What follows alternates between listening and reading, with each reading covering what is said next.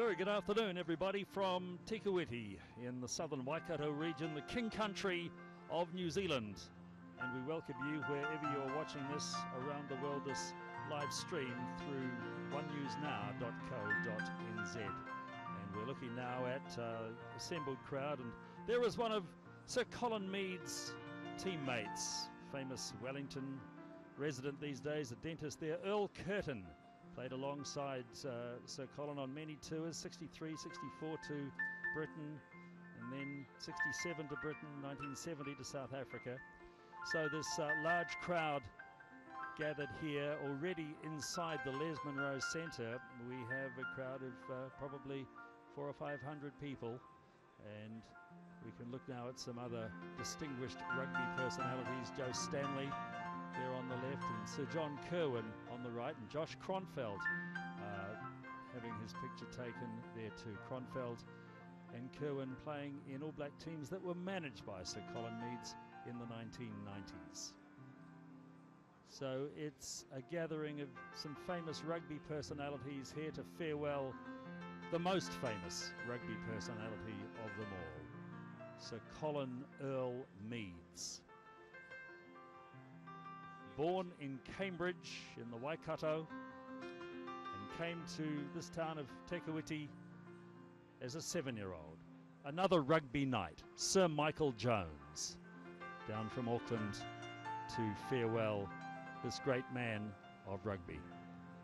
So Sir Colin Meads arriving with his family in Te Kuiti at the age of 7 in the early 1940s during the World War II years, and has lived the rest of his life in this small North Island town. And now many, many famous rugby personalities gathering here to farewell him. Joe Stanley, Sir Michael Jones, Sir John Kirwan, Josh Kronfeld, another long-time friend of theirs, Rick Salizzo, rugby producer and media man, accompanying them as they go into the Les Monroe Centre here in Te Kuiti. So the Les Monroe Centre, the main community hall, big facility here in Te Kuiti, named after a former mayor of the Waitomo district. He was mayor here from 1978 through to 1995, Les Monroe, but for those of an earlier generation, revered as a World War II fighter pilot, took part in the Dam Busters raid in May of 1943. So Les Monroe then farmed around the Te Kuiti region, as indeed Sir Colin Meads did. And upon his passing just 3 years ago, they named this community facility after the former mayor. So it's appropriate that one great son of Te Kuiti will be farewelled in a facility named after another great son of Te Kuiti, Josh Kronfeld, who was in the 1995 World Cup team, Rugby World Cup team in South Africa that was managed by Sir Colin Meads. Sir Michael Jones on his way into the Les Monroe Centre. Already inside, many, many other famous rugby personalities.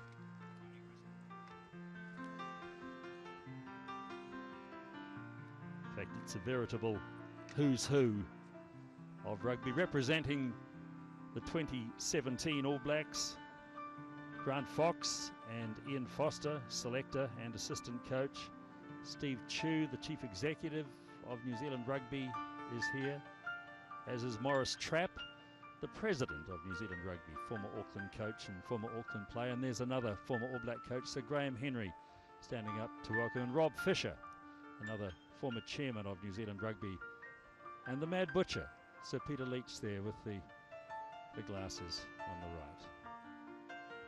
So many, many familiar faces to people in rugby. Richard Lowe standing there, Stu Wilson on the right, both former All Blacks from the 1980s, and in Richard Lowe's case into the 1990s.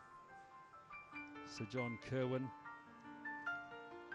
great man in rugby, former Blues coach of course in more recent years, but a great player in his time.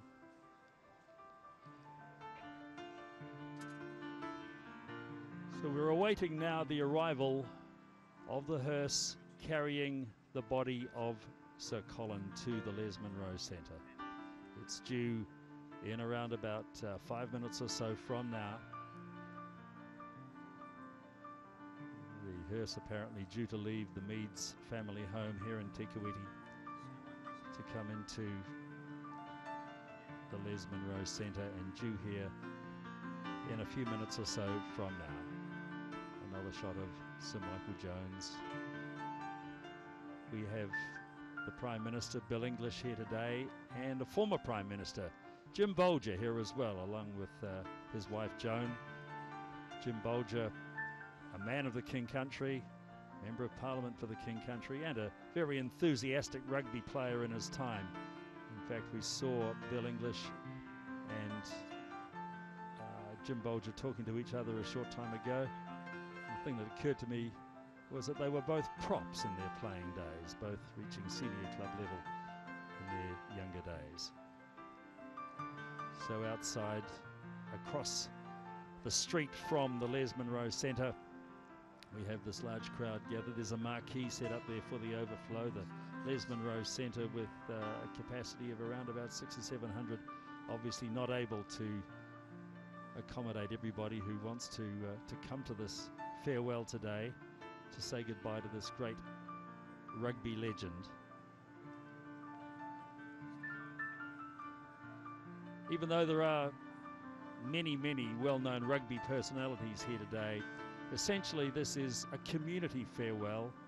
We see a lot of rugby blazers around, but you'd have to say there's more maroon blazers of the King Country and of the navy blue blazers of Harlequins, which is the well-known club in the Waikato that Sir Colin had an association with. So plenty of those players here and officials, and of course from Sir Colin's beloved Waititi club, many representatives from that club here as well. But it's a farewell from the greater rugby community, but from the Te Kuiti community as well, because Sir Colin was so much a man of Te Kuiti.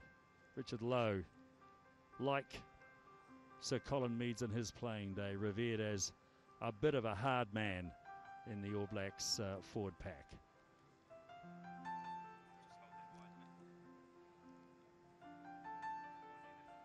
So we're awaiting the arrival of the coffin as the crowd is gathered inside the Les Munro Centre,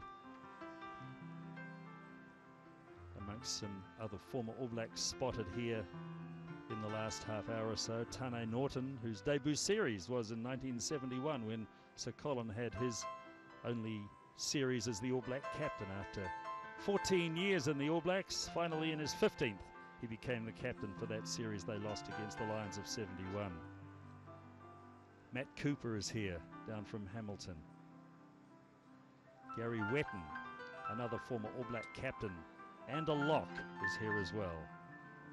Aaron Penne, who was in the All Blacks teams of the mid-90s that Sir Colin managed.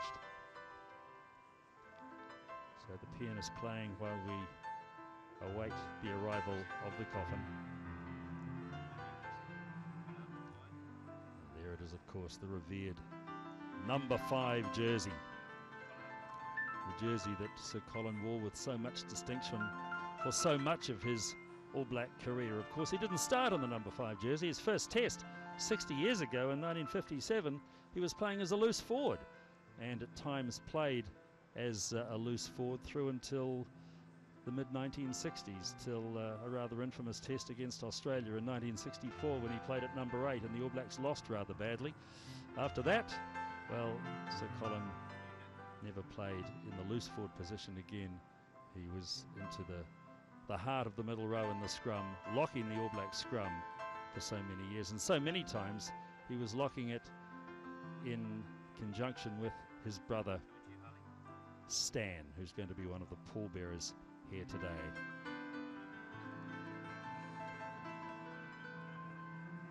So plenty of floral tributes here for Sir Colin as we await his final journey.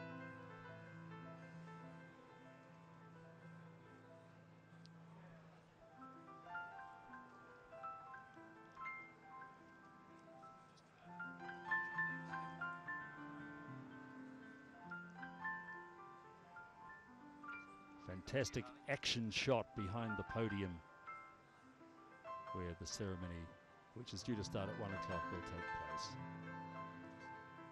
There's Billy Jackson on the left, arriving, it would seem, with the leader of the Labour Party, Jacinda Ardern.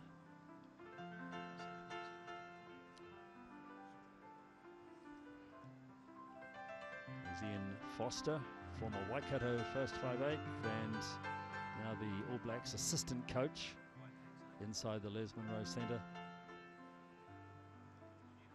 Jacinda Ardern talking to Brian Hanna, the mayor of the current mayor of the Waitomo district. Jacinda Ardern growing up in Morrinsville, and that of course in itself a famous rugby town. It's the hometown of the Clark brothers, particularly Don and Ian. Both of them were All Black colleagues of Sir Colin Meads in the 1960s. Just a little bit before Jacinda's time, but I'm sure she'll be well aware of the rugby heritage in her hometown. In fact, the widows of both Don and Ian Clark in the congregation or in the audience here today for Sir Colin Meads' farewell.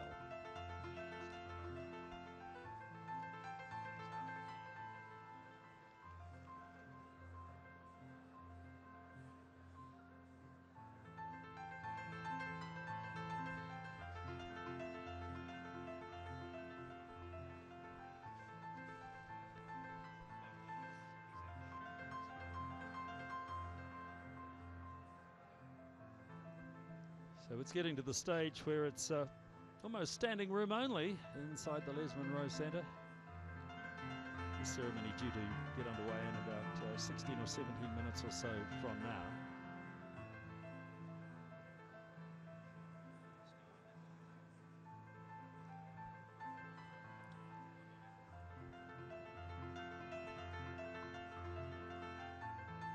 Fantastic action shot of Sir Colin. It may well be from a test against England, perhaps, back in the 1960s. But it's just so typical of C.E. Meads. The ball under one arm, charging away from a line-out or loose ball situation. He was such a revered player. And for anybody who was in New Zealand, who grew up in New Zealand in the 1960s, like I did, you just couldn't help but be aware of the presence of Sir Colin Meads in the All Blacks from 1957 all the way through to 1971. And there's another famous All Black from the mid-1990s, Frank Bunce. A little bit of a latecomer these days, Frank, over in Thames, running a tyre business there. He'll be going inside to join many of his old teammates from 20-something years ago.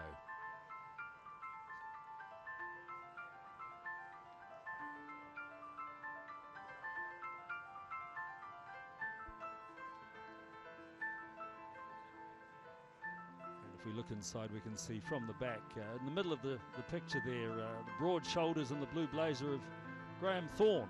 He went on a number of tours with Sir Colin to Britain in 1967, Australia in 68, through to great tour of South Africa in 1970, which was ultimately unsuccessful.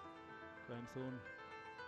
And then two along from him, again with his back to us, with the grey hair just on the left of your picture in the middle of the screen, Sam Strawn, who also was one of Sir Colin's locking partners for many tests in the late 1960s.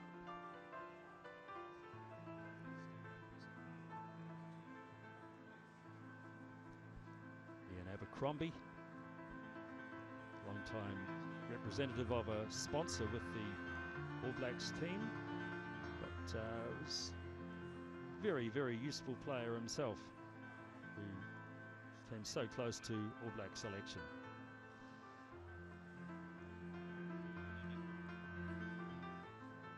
That's the man we're here to honour today, Colin Earl Meads. Member of the British Empire. He was awarded that in his playing days back in 1971, and of course knighted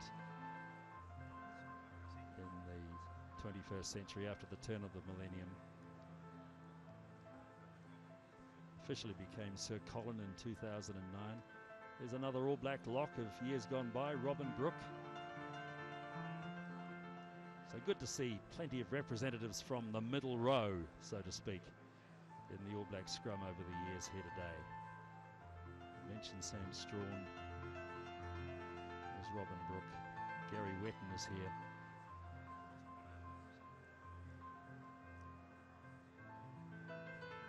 A couple of other gentlemen whose names we should mention here today are those of Chris and Simon Tremaine. Now, they are the sons of Kel Tremaine, the late Kel Tremaine, who was a long-time colleague of Colin Meads in the All Blacks during the 1960s. Another All Black personality in the middle of the picture there, Shane Howarth, just being partially obscured there by Rick Solizzo. There's Joe Stanley on the right, Frank Bunce on the left.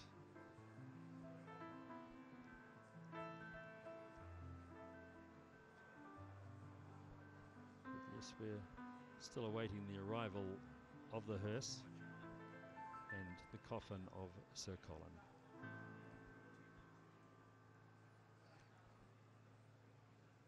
And the leader of the Labour Party is Jacinda Ardern, being introduced to various All Black personalities by her man who's looking after her today, it would seem, Willie Jackson. Very keen rugby man, Willie, and a candidate for Labour in this year's election.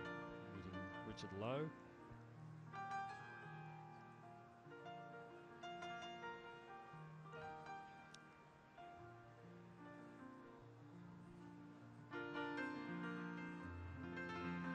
So the service today is to be conducted by Jamie Mackay. Jamie Mackay, a radio broadcaster, host of The Country, the rural-based show, which is on News Talk ZB and Radio Sport. Jamie Mackay, interesting background to his relationship. There's Bill English, the Prime Minister. But Jamie and Sir Colin, in days gone by, have done many a charity speaking gig together. Jamie often is the MC, Sir Colin is the guest speaker. Jamie became a good friend of Sir Colin during those times. Brian Hanna, the Mayor of Waitomo again, man who was really the driving force behind the famous Colin Meads statue in this town, which was unveiled on June the 19th this year.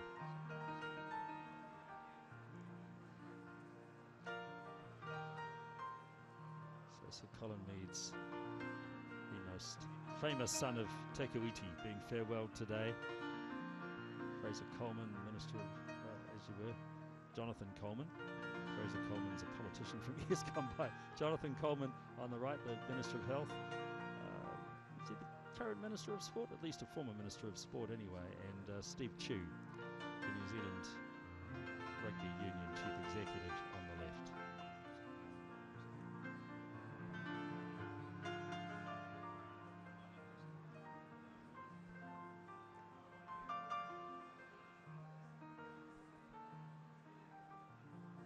So things just running a little bit behind schedule here, it would appear. We were expecting the hearse to arrive around about 10 minutes ago to come down from the Meads home, but just a slight delay.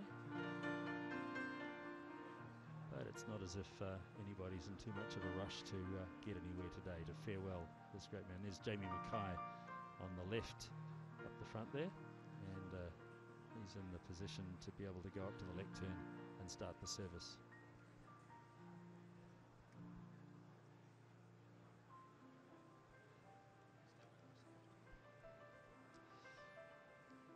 So there we are again, Robin Brooke shaking hands with Joe Stanley, Rick Solizzo, Shane Howarth in the middle of the picture there, Ian Abercrombie, Sir John Kirwan, Josh Cronfeld, Michael Jones.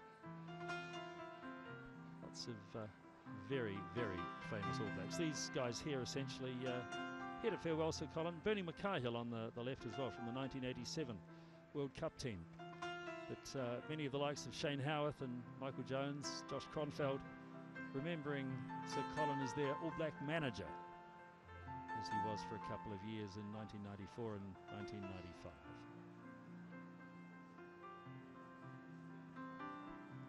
So I'm sure in the times to come this afternoon during the service, we're going to hear some great stories about this magnificent man of New Zealand rugby, and indeed of the New Zealand heartland. The tributes will come from Sir Colin's brother Stan Meads, a man who himself played 15 tests for the All Blacks, many of them in the second row locking with Colin. Sir Brian Lahore, of course, very close friend of Sir Colin Meads. They toured regularly with the All Blacks from 1963 through to 1970, and in fact Brian Lahore's last test, after he had been a famous All Black captain from 1966 through to 1970, called out of retirement essentially to be the All Blacks lock in the third test against the Lions in 71 when Colin was the captain. So the two of them locked the scrum. It had to be said, it was not a very successful day as the Lions won 13-3.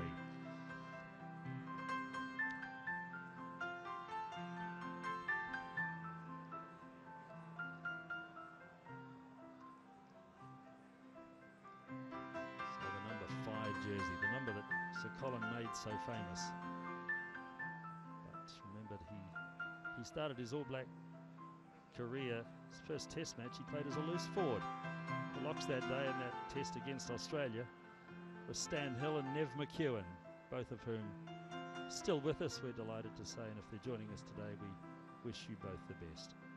Bill English, Prime Minister, first 15 at St. Pat's Silverstream in the late 1970s, as his picture on the wall at the Otago University Club as a member of a lower grade team there in his days at university in the early 1980s. Otago University Club, rugby club historian, delighted to say that Bill English, the first Prime Minister to come out of their club.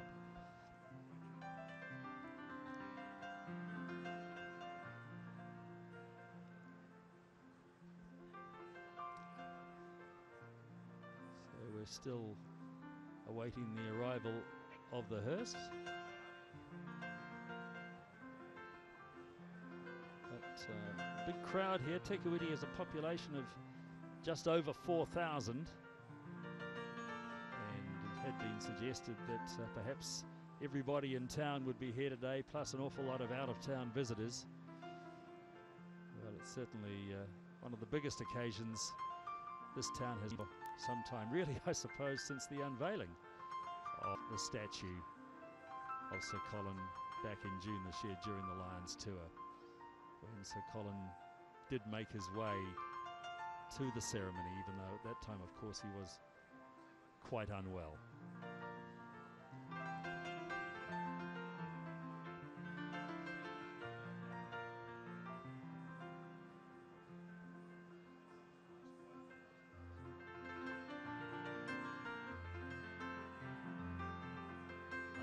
Here today to farewell Sir Colin Meads, Rob Waddell, the gold medal winning Olympic rower and more latterly chef de mission of the New Zealand Olympic team, but also a Waikato B rugby representative in recent years after his gold medal win, and of course a Team New Zealand grinder as well for a time during the mid-2000s.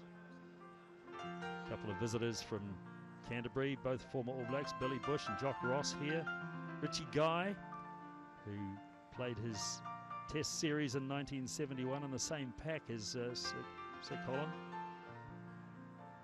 Later chairman of the New Zealand Rugby Union.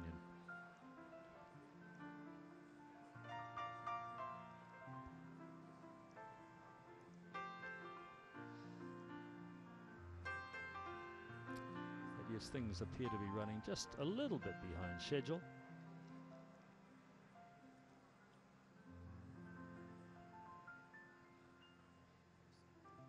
But like we say, not putting too much stress on anybody. People here to farewell Sir Colin and prepared to spend the day here in Te Kuiti. Apparently it was a big night at the the Waititi Club last night, and they're expecting another fairly big night again this evening as people go to toast the memory of this great All Black.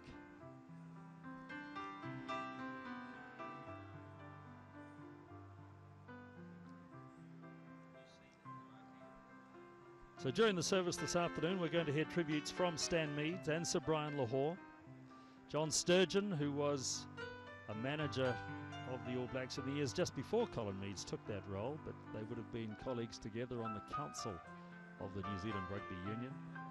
Shelley Mitchell, who is the youngest of Sir Colin's 5 children, and also some of the grandchildren we'll be talking as well. And there is the vehicle, the hearse, carrying the coffin of Sir Colin Meads.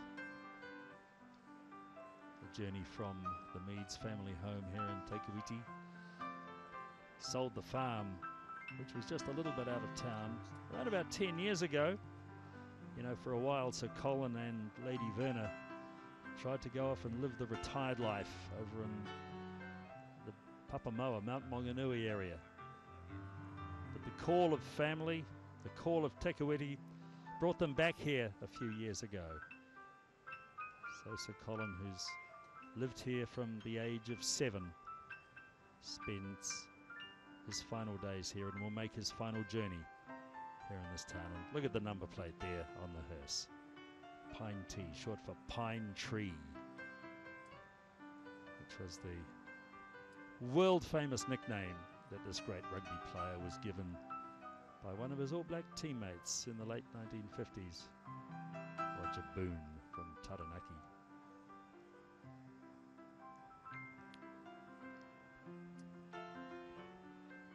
So those two carry the coffin in will be all family members of Sir Colin, his brother Stan and his 5 children, Karen, Kelvin, Rhonda, Glyn and Shelley. Sir Colin and Lady Verna, 5 children, 14 grandchildren and 7 great-grandchildren.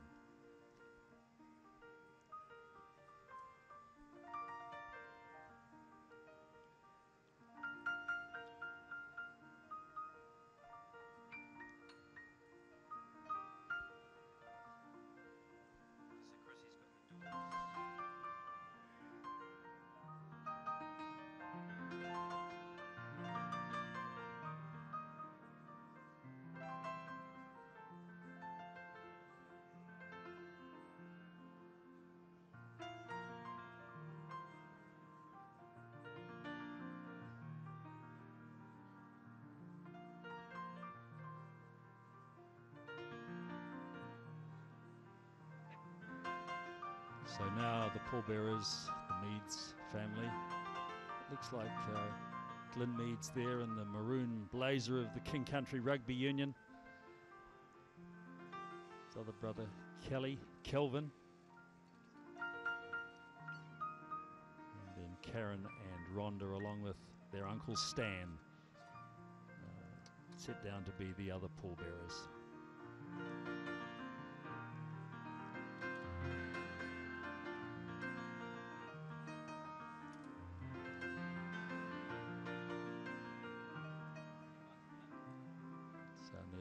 It would seem Lady Verna. There she is. What a wonderful lady and fantastic support that she provided to Colin during his entire rugby career. They were married young. They were only 21 when they were married, and together for nearly 60 years. And there's Stan on the right. Couple of years younger than Sir Colin, fine player in his time, a man who many say retired from rugby far too early, but he said he had far more important things to do. Had to go and raise his family, work on the farm. There's Kelvin and Glyn in the maroon blazer. Glyn inevitably got the nickname in his playing days, Pine Cone. Chip off the old pine tree, and he was a really good provincial rugby player over 100 matches. And in the foreground there with her back to us is Rhonda Wilcox. She now is former Silver Fern, Rhonda Meads as she was in the mid-1980s. So Sir Colin's own family with a fair sporting legacy as well. Shelley was a junior basketball representative at national level. Rhonda playing for the Silver Ferns. Glyn playing so much rugby for this local King Country Union. They all made their own way in life. There's Karen. It's the other daughter, the eldest daughter.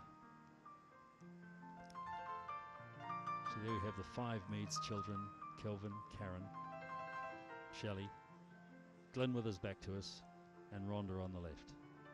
And Stan. Uncle Stan.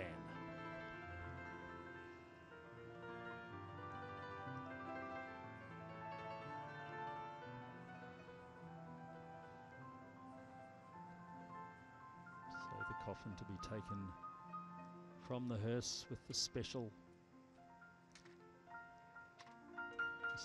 registration plate, number plate, arranged for the day. Members of the extended Meads family there taking the flowers.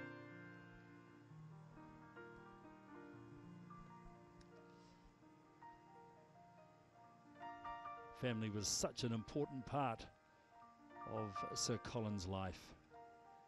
In fact, it was an old party trick and a bit of a joke in the family that what you had to do was get Colin to name his grandchildren. He got there eventually, but they grew a number over the years. 5 children, 14 grandchildren, 7 great-grandchildren. And now his brother and his 5 children to bring Big Brother and Dad into the Les Munro Centre here in Tikawiti to farewell him.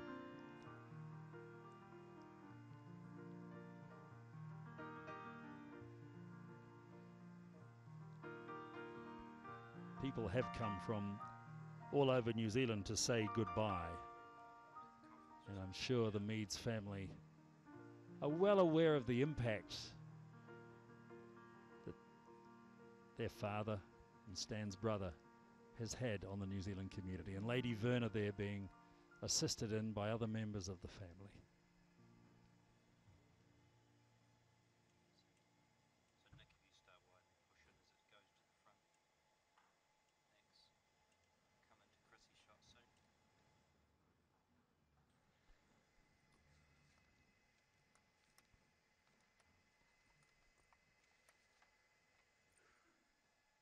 So the coffin being piped in by Don McCole as the crowd inside stand.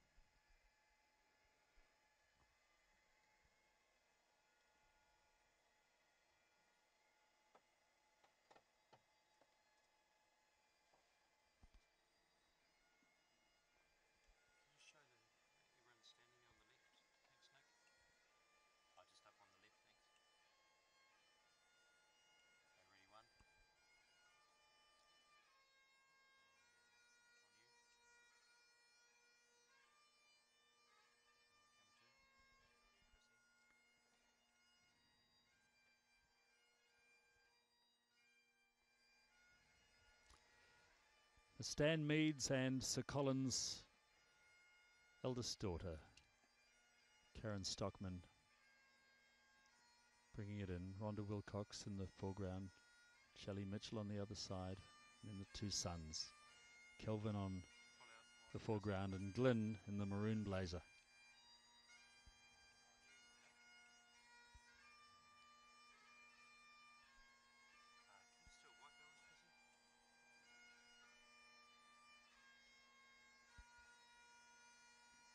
Service today to be conducted by radio broadcaster Jamie Mackay.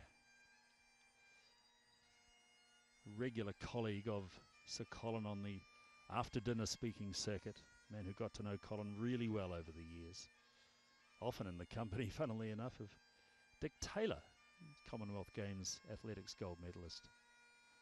Sadly, Dick, I don't think, can be with us today. Not feeling too well. We wish you the best, though, Dick.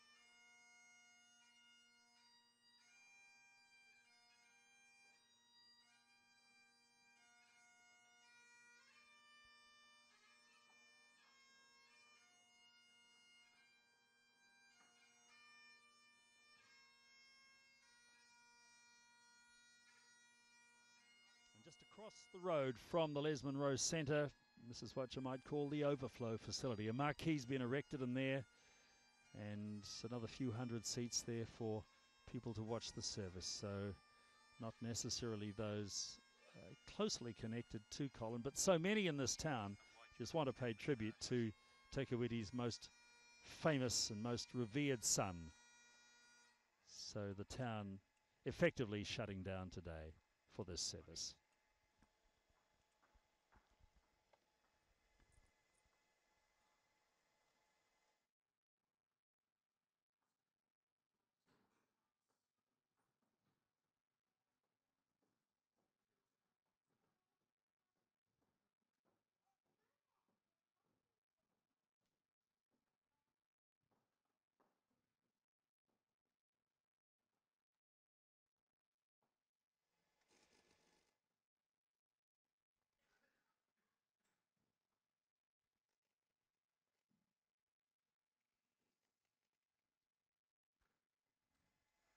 So proceedings just a little late getting underway here today, but we're going to be hearing tributes from Stan Meads, from Sir Brian Lahore, John Sturgeon, former All Blacks manager and rugby union councillor, and Shelley Mitchell. Is that everyone has a Colin Meads story, and today we're here to share some of them with you.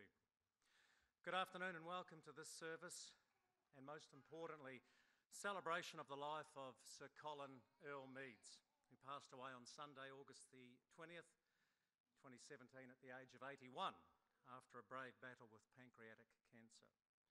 His loss is not only mourned by his family and friends, but also by an entire nation and the world of rugby.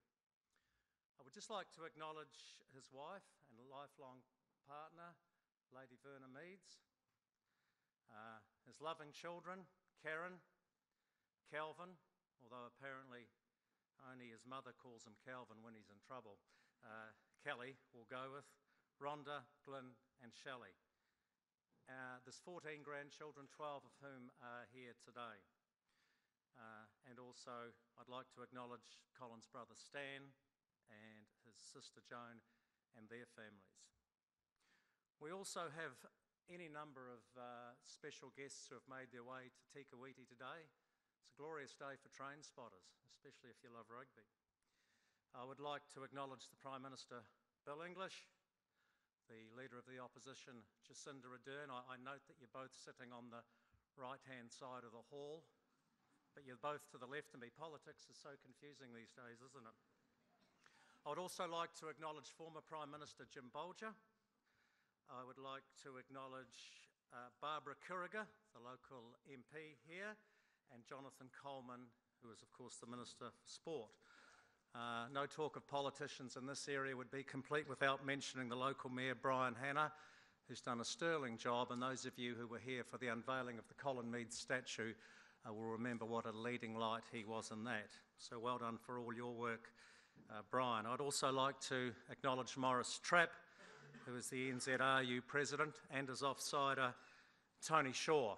Of course, you remember him as a famous wallaby. He's the President of the Australian Rugby Union. We've got a lovely little tribute later on from a guy by the name of Greg Cornelson, an Australian who scored 4 tries against the All Blacks. There hasn't been too many of those lately. I have some apologies to mention. The Governor-General Dame Patsy Reddy sends her apology. She could not be here. I have apologies for the 2 of the 14 Meads grandchildren who could not be here, Clinton Stockman and Mitchell Meads. An apology from Colin's old schoolmate, the Right Honourable Koro Weteri, who's not well enough to be here but sends his love and best wishes. An apology from Chris Meads, who is the son of Stan and Beryl, who could not be there. And also out to my left here, you'll see a rugby jersey with the number 5 on it. It wasn't worn by Sir Colin. That one was worn by Sam Whitelock down in Dunedin for Saturday's test. And I've got an apology from Sam for not washing it. Apparently that's the way the All Blacks wanted to send it. Now, for those of you who are wondering, oh yes, you can see, actually.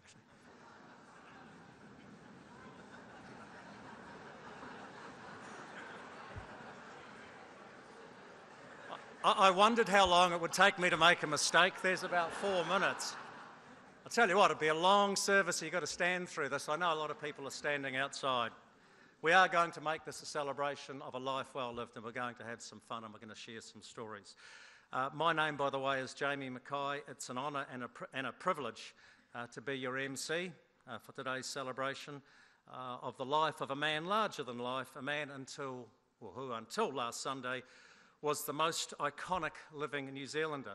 He inherited that title in 2008 with the passing of Sir Ed Hillary, another great New Zealander. You're probably wondering who I am and what I'm doing up here. Well, I'm just a bit of a radio hack, really, but I've had a bit to do with Colin over the years. When Glyn phoned me on Monday and asked me if I would consider doing this job, my initial reaction was, to be honest, I didn't think I would be up to it. I said, "Where's Keith Quinn?" And Glyn said he's in Europe. So you've got me. I am incredibly nervous, even though I talk for a living as a radio guy. But this is a job, a duty and an honour you simply cannot refuse. Besides, no one refuses Pine Tree, do they? Because he never refused anybody his time. We talk about nerves. We had a family gathering this morning. Man, there was some nerves there. There was Shelley, Glyn, Karen, Stan. Between the 5 of us, I think the most sleep anyone got was about 2 hours. The only one who got any sleep was Paul Ox Mitchell, the son-in-law. Apparently he's quite good at it.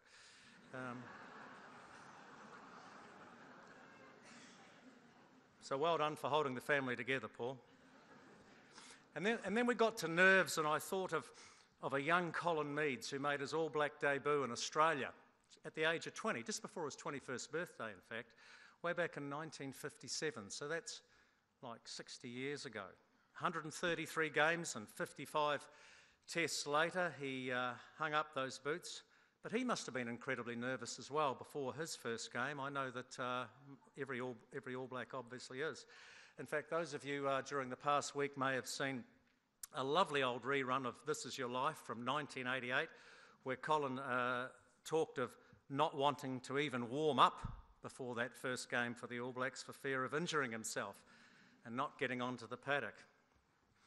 As I mentioned, I realise I'm probably keeping the podium warm for Keith Quinn, who's in Europe and unfortunately cannot make it back. Those of us who were lucky enough to be here just over 2 months ago for the unveiling of the Colin Meads statue, of course, down on the main street there, along with the Meads Brothers Museum, will appreciate what a wonderful MC Keith is and would have been today if he could have made it. He's got a lovely message to pass on to you guys a wee bit later. And I also know that Colin would have loved his old mate and beer drinking buddy, 1974 Commonwealth Games hero Dick Taylor, to have played a major part in today's service and celebration. Dick, and I hope you're watching this streaming online. Unfortunately for Dick, a couple of months ago, and as fate would have it, it was on the day before the unveiling of the statue, he was driving from the Maori game in Rotorua over to here before heading to the Chiefs game in Hamilton when the Lions were here. He decided, for reasons best known to himself, to die briefly on the side of the road, and that's literally what he did. He was dead for about 5 minutes. He was saved by some brave people in the van, although I am told Keith Quinn was quivering a wee bit, but Paul Allison did an excellent job. And then fate intervened and 2 doctors were driving along and they effectively saved his life. And then the fire brigade got there and they put the jumper leads, as it were, on him and got him going. A few broken ribs later, he's okay. He spent the past 2 months of his life, by the way, in hospital. And he's basically lost 2 months of his life. But I know he wishes he was here. We also have a wee message from him. Werner, particularly to you, he sends his love to you and the family. Just a wee story on Dick Taylor. Last Wednesday was the second last day before getting out of jail or hospital, as he called it. And he said, I said, "Do you want me to pick you up for a coffee?" He said, "No, I'd love you to take me for a walk." And of course, Dick's been based down in Waikari Hospital in Dunedin, and I picked him up. I said, "Where do you want to go for a walk?" He said, "I'd love to go to the Ross Creek Reservoir," because he said back in the late 60s and early 70s, I trained around there with all my running mates, one of whom was Bruce Hunter, who was also played rugby with Colin Meads in 1970 and 71. Anyhow, I said, "Yeah, I'll take you there." So we were walking in there. Unfortunately, Dunedin's had quite a bit of rain, and there was a couple of creek crossings that we had to get across in order to get to the run around the reservoir, where we used to run around in sub 3-minute Ks. It took us about 12 and a half minutes to do a K. But we were walking across a stony creek, and the floodwaters, if you want, had lifted, and I thought, oh my God, this man's just out of hospital, and this isn't too good taking him across here. But we were committed, and Dick wanted to get to the reservoir. So we started walking across, and I thought, I'm going to lose him in the creek here. So I said, "Look, mate, you're going to have to hold my hand." And he looked at me sideways, and he very reluctantly held my hand, and there we were walking across the creek crossing, a bit like The Odd Couple. And he looked at me with a glint in his eye and said, "I don't know what Colin would think of this." I've known Colin Meads since 1967, but he's only known me since 1997. That's 30 years of unrequited love. The 1967 All Black team had a special place in my bedroom and stayed there till the mid-70s, until Farah Fawcett-Majors briefly took over. But she didn't last long, and I still love the 1967 team, and I know there's lots of them here today. But I'm like the rest of you. I'm a fan, and we all feel like we've known them for all of our lives. As a nation, I think what's come out, especially over the past week, is that we all feel like we own a bit of them, don't we? And to Werner and to the family, you've been so generous, sharing your husband, your father, your grandfather with the rest of us. For that, we're eternally grateful. Those of us baby boomers of a certain generation grew up on a diet of the legend of Colin Meads. The word diet always reminds me of the tall tale about the touch judge. In those days, there would, of course, been a line umpire who asked the referee in a Ranfurly Shield match to stop the game and count the opposition players because Meads might have eaten one. I've since found out from Paul Allison that that's not quite true. Apparently Neil Thimbleby, who was an All Black with Colin in 1970 in South Africa, was the one who made the quip after noting Pine Tree come out of some sort of skirmish with a bit of blood around his mouth, and he said to the referee, "I think Pine Tree scoffed one of our players." Another lovely quote from an author by the name of Tom O'Reilly, who reckoned Colin Meads was the kind of player you'd expect to see emerging from a ruck, with the remains of a jockstrap between his teeth. Such was his ferocity.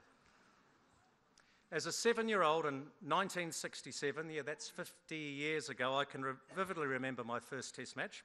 I wasn't playing, I was listening, on an old valve radio. And I know a lot of people in this, quite a number in this room were playing on that day.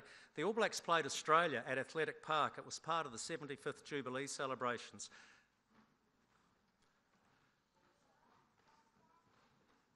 Nice of you to turn up, Brian. Sir Brian.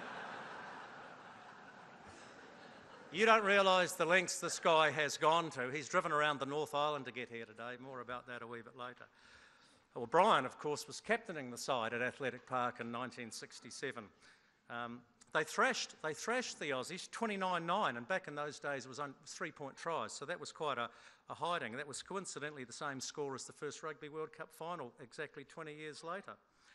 Now, by 1967, Colin had already been in the All Blacks for a decade, and that day the great King Country farmer locked the scrum with a young Manawatu farmer who was making his All Blacks debut.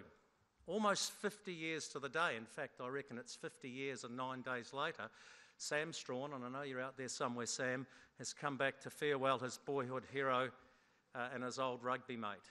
And it's so good to see many All Blacks, especially past All Blacks of all generations, they're sprinkled throughout the hall here today, coming along and recognising Pine Tree. Absolutely fantastic. So why does our nation love Colin so much? I reckon it's because he harks back to a simpler, less complicated time, or times. In the 1960s, when Colin was the cornerstone of the All Blacks pack, Kiwi Keith Holyoake, Bill English is smiling at the thought of that, Kiwi Keith Holyoake, another farmer, presided over a land of milk and honey. Technology consisted solely of number 8 wire, and social media was sharing the newspaper with your mate. We were a half-gallon, quarter-acre pavlova paradise, according to British author and politician Austin Mitchell. The All Black Ford pack of the day was made up of farmers with simple names: Colin, Stan, Brian. There were no Brodies or Codys or Julians. Not that there's anything wrong with the Brodie, just in case he's watching. He's the second greatest lock we've ever produced. But back then, Colin's shearing shed was his gym, and fence posts were his weights. Repetition training was what he and Stan did on the end of a scrub cutter in the summer months. Their treadmill was the steep farm tracks. Match day hydration meant half an orange at half time.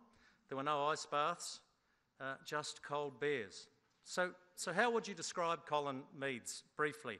And I was trying to think of this in a sheep breeding terminology, because I know he was a great farmer and loved breeding good sheep. He was definitely old school, but I think if I was to use a sheep breeding terminology or analogy, Colin was a bit like a cross between Ed Hillary and Barry Crump. Ed Hillary because he's like fiercely and heroically scaling every rugby peak, and Barry Crump, I think there's a bit of Barry Crump in Colin, that earthy rural charm and that fantastic wit. And all that was topped off by a tiny pinch, just a tiny pinch, of political incorrectness. And we all loved him for that, because he said a lot of, he said what a lot of us thought, but, Pine Tree could get away with it, we probably couldn't. So these attributes, mixed with a pint or two of tui and a healthy dose of hybrid vigour, have produced the quintessential good Kiwi bloke. A bloke who just happened to be the best rugby player of the 20th century, many of us would say of all time.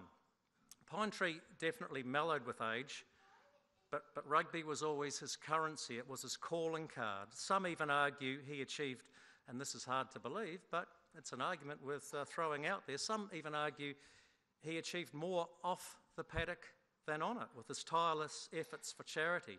Especially his beloved IHC, where it's said he's raised in excess of 7 figures for that charity in the course of his lifetime, considerably more, I might add.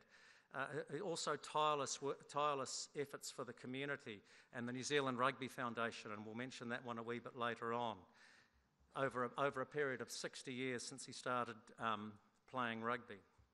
I shudder to think, and I'm sure there'll be any amount of you in here who have been graced by his presence at your rugby club. I shudder to think the number of rugby clubs he would have graced with his presence over the years, often speaking, donating jerseys, raising funds, only asking for a bit of petrol and free beer in return. Mind you, some of those clubs probably found out, in hindsight, it would have been cheaper to pay him. He did have a tremendous, let's make no bones about it, he did have a tremendous capacity to sup on a pint, and he had a cast iron constitution to boot. Now, the greatest gift you can give to anyone is your time, and Colin Meads gave lots of that, and most importantly, he gave it freely to people from all walks of life. Everyone has a Colin Meads story. Everyone. It's amazing the people I've run into, as I said at the beginning, over the past week who have a Colin Meads story. So what we're going to do now is we're going to hear some of them over the next half hour, hour and a half, for those of you lucky enough to have a seat. We haven't got a time limit on this because there's no time limit to paying tribute. So what I'd like to do now is to ask his brother, Stan Meads. Just before Stan gets up, I want to alert you to, and most of you would have seen it on. There it is there. It's very small, but there's the 583. So he's all black number 583, and it's apt, isn't it, that the number 5 is in his number. And then I got really cute and I added 8 and 3 together and I got 11. And that was the number of tests he locked the scrum with his great mate and brother, Stan Meads. Ladies and gentlemen, I give you Stan Meads.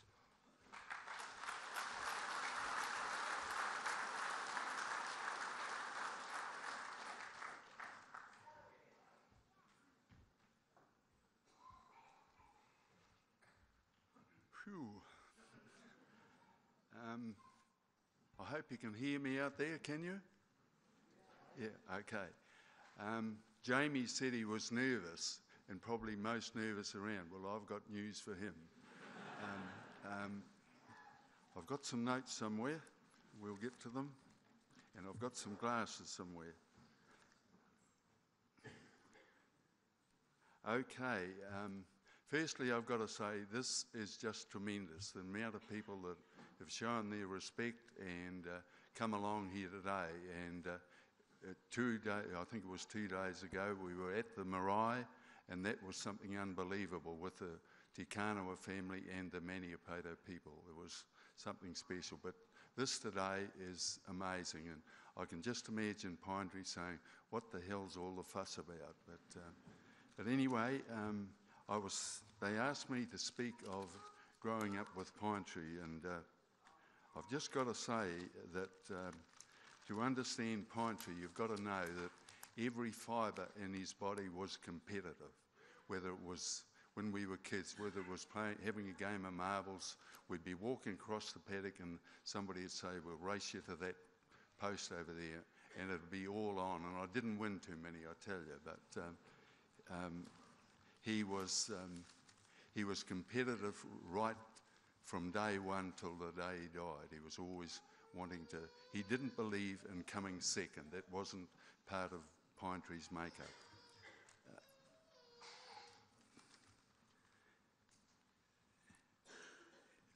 When I went to school, when I was a little tacker, and there were a couple of times, I don't know why, I wasn't a bad child, and my mother used to tell me that anyway, but I got into a bit of strife one day, and I went home and I told Mum about it, and she was trying to comfort me and all that, and Colin must have been listening to this, never said a word, and I can tell you that the problem was sorted out before school started next day.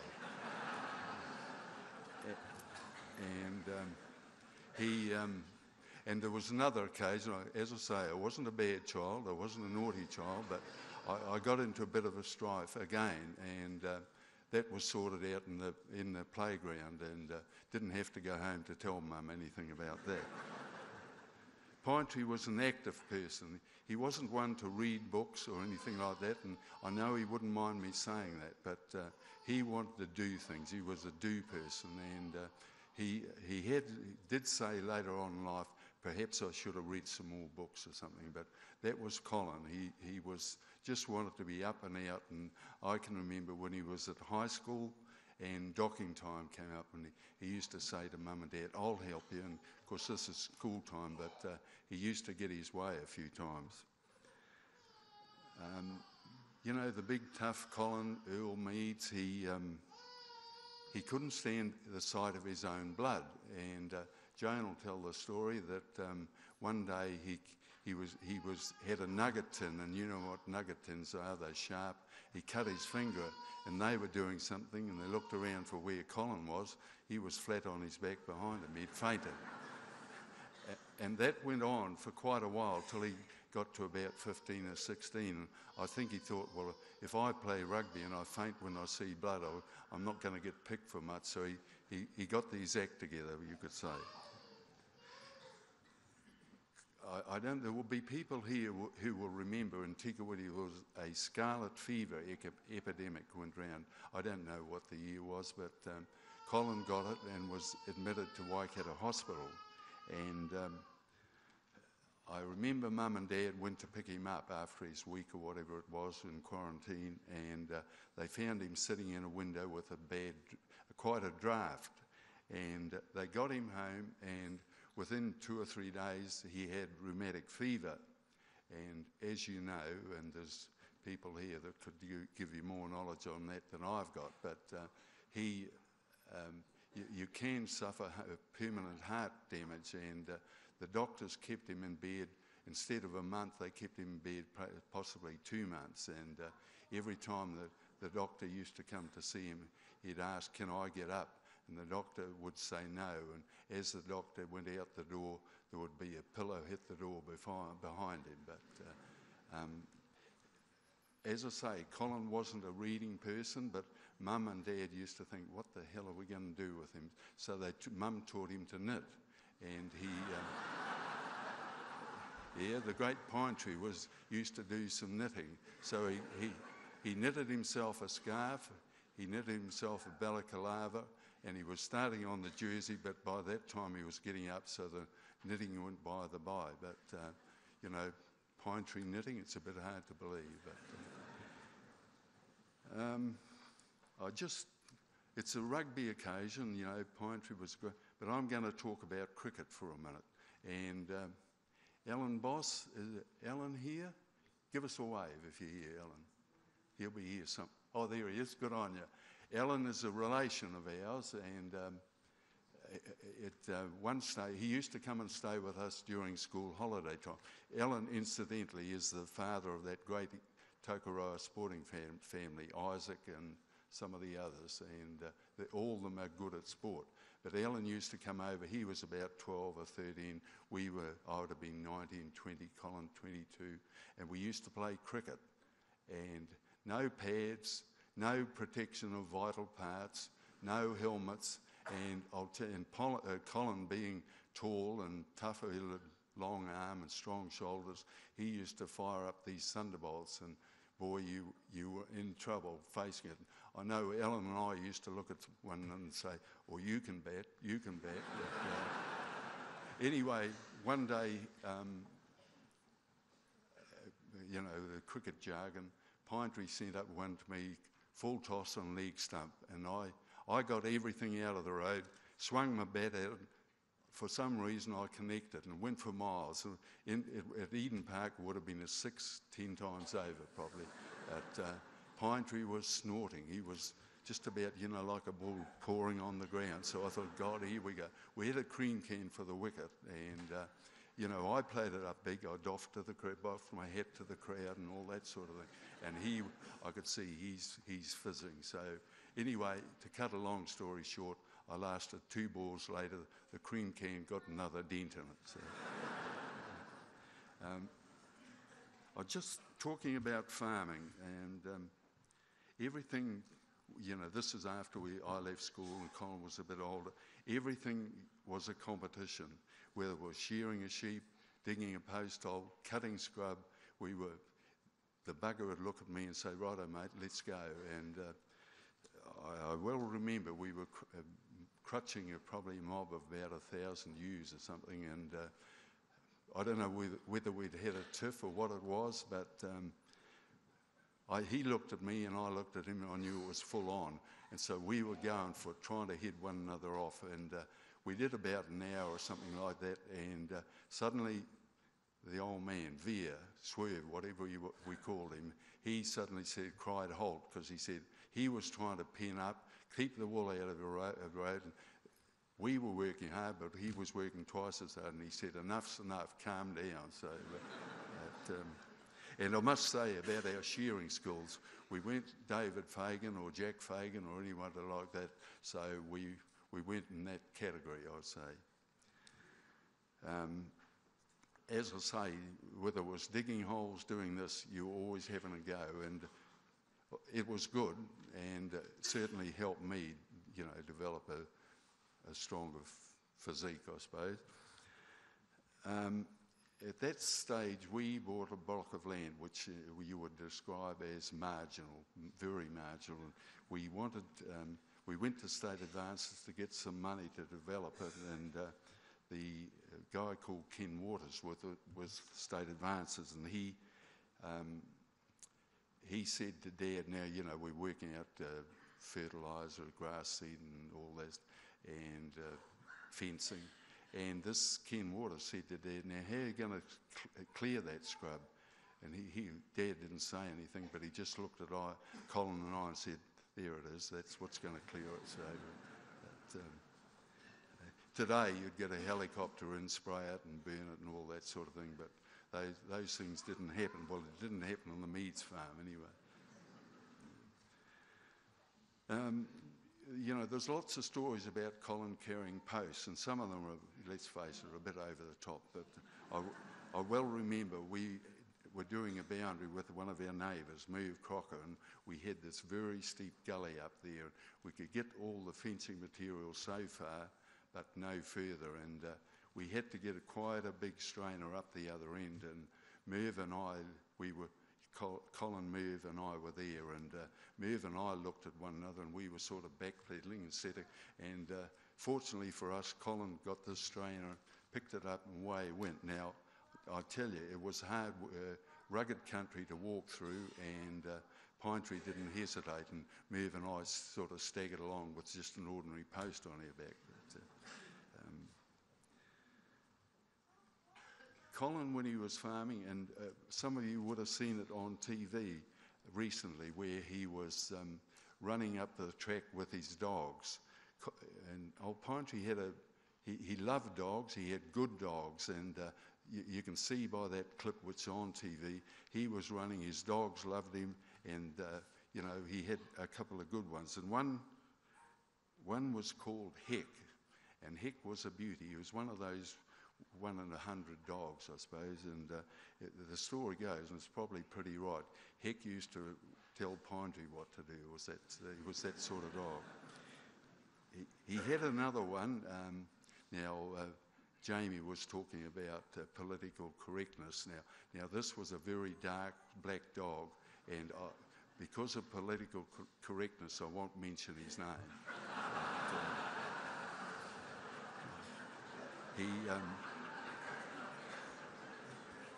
He had other dogs, Socks, was it Werner, Baldy, there were some good ones there, and he always had a good dog with him, and that was, big tough Pine Tree, but he loved his dogs. I hope I'm not boring you, but I'll try not to. Now we come on to the rugby thing.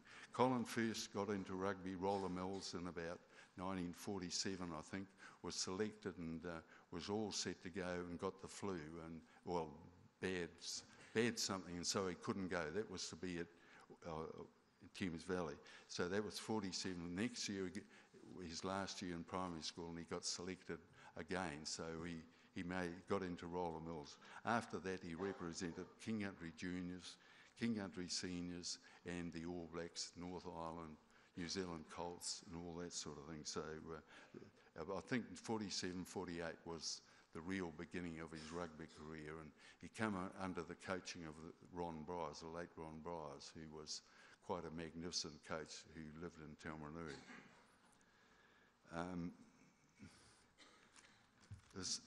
I always remember a King Country trial which was played in Taumarunui on a Sunday, and the selector Curly Nielsen, who a lot of people will remember, in his wisdom made Colin captain of one side, me the captain of the other. Now, I don't know what happened in the game, but things started to get niggly, and Pine Tree and I started to get pretty hot with one another, and let's face it, we didn't do ourselves any good, or didn't handle ourselves very well. But anyway, the outcome of that was I was still living at home, and I got home, and next morning having breakfast with Mum, and she said, somewhere in the grapevine, Mum had been given this story about what had happened, and we still don't know to this day how she got it. But and Mum was a very gentle, old-fashioned, lovely lady. And anyway, she sat me down. She said, "What was this all about?" And I said, "Well, he started it." So, anyway, Colin and Verna were married, and morning tea, Mum made sure there was good morning tea. So she invited Colin in and sat him down and said to him, "What's all this about?" And Colin said, "Well, he started it." Anyway, as I say, Mum sat us down, very gentle, lovely lady, but she said, "If that happens again, I'll bang your heads together." So we realised then that we'd gone a bit far and a bit silly. So again, the selectors in their wisdom, we went to a North Island trial and they put us up against one another, and we thought, we're not going to go hammer and tongs at it. So in those days, no cell phones or anything like that, so we agreed to meet downtown in a cafe, I suppose. King Country boys didn't know what cafes were in those days, but anyway, we met, and Colin, we'd had both sides that had training runs, and he gave me their course because he would be at the front of the line, I'd be in the middle. So he gave me the course that the guy opposite me would be calling. So if you could catch a couple of the opposition, that was good stuff, and it certainly made. But so that was it. We calmed down after that initial.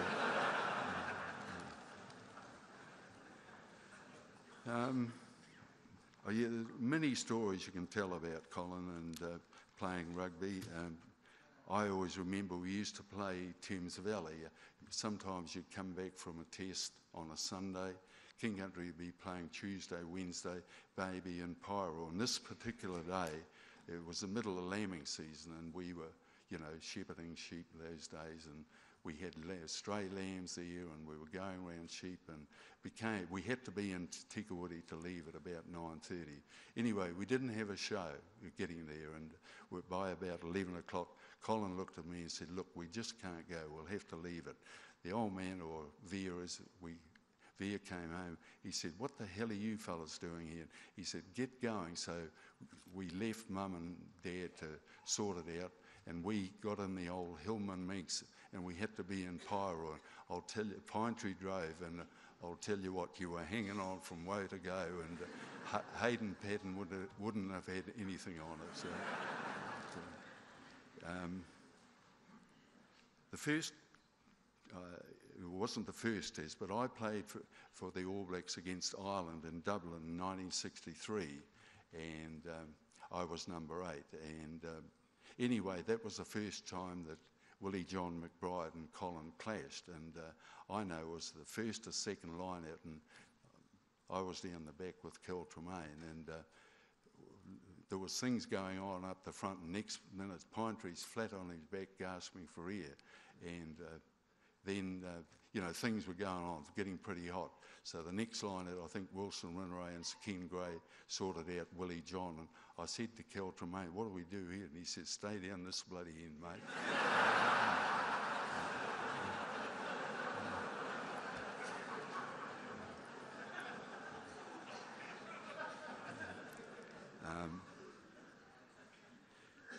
These days, there's a lot of talk of how our era would have gone in the present day era.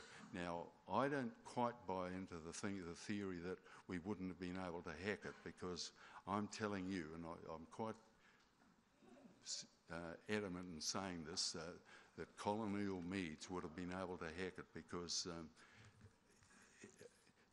I'm talking about a level playing field where there were no financial worries, which we would have had, and we had more time to do training and that sort of thing. And Colin, being who he is and his competitive streak, he would have made himself be part of it. And I think if Steve Hansen and Fozzie and Foxy were looking for somebody that's the name Colin Meads would have been part of it today.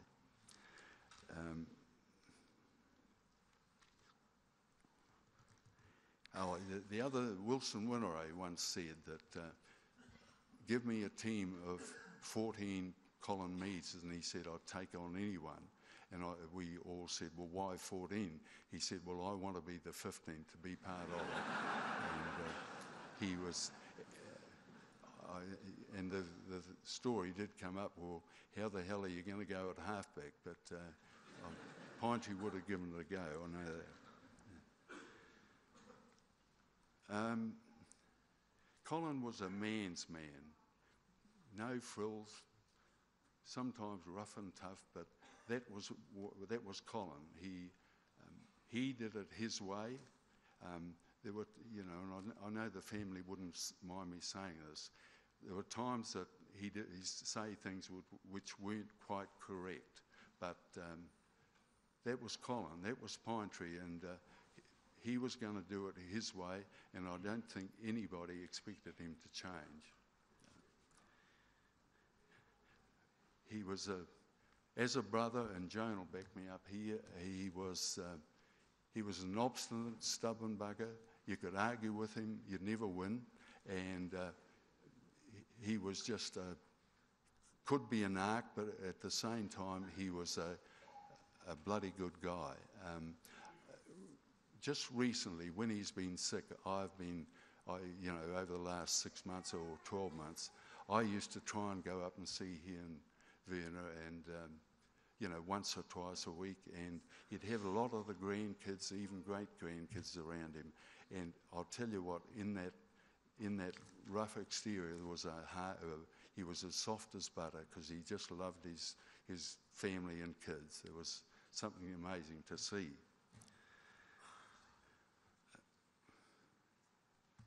We clashed, as I say, at times. You know, he'd get on my nerves, I'd get on his, and we'd have some pretty, sometimes friendly arguments, sometimes fairly heated, but at the end of the day, blood is thicker than water, and we were pretty good mates. At times you wouldn't have thought so.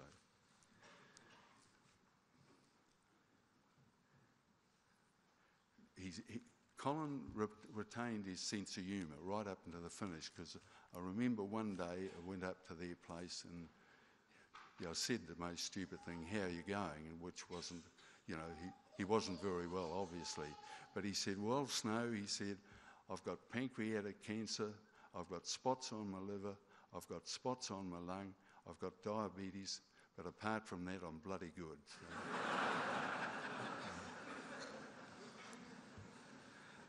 the night or the afternoon before Colin died, I went up to see him in the hospital here, and he was very sick. Right now, I would just like to pause for a minute and ask Joan, my sister, to come up here, because she's got a bit of support through the hardest part of it.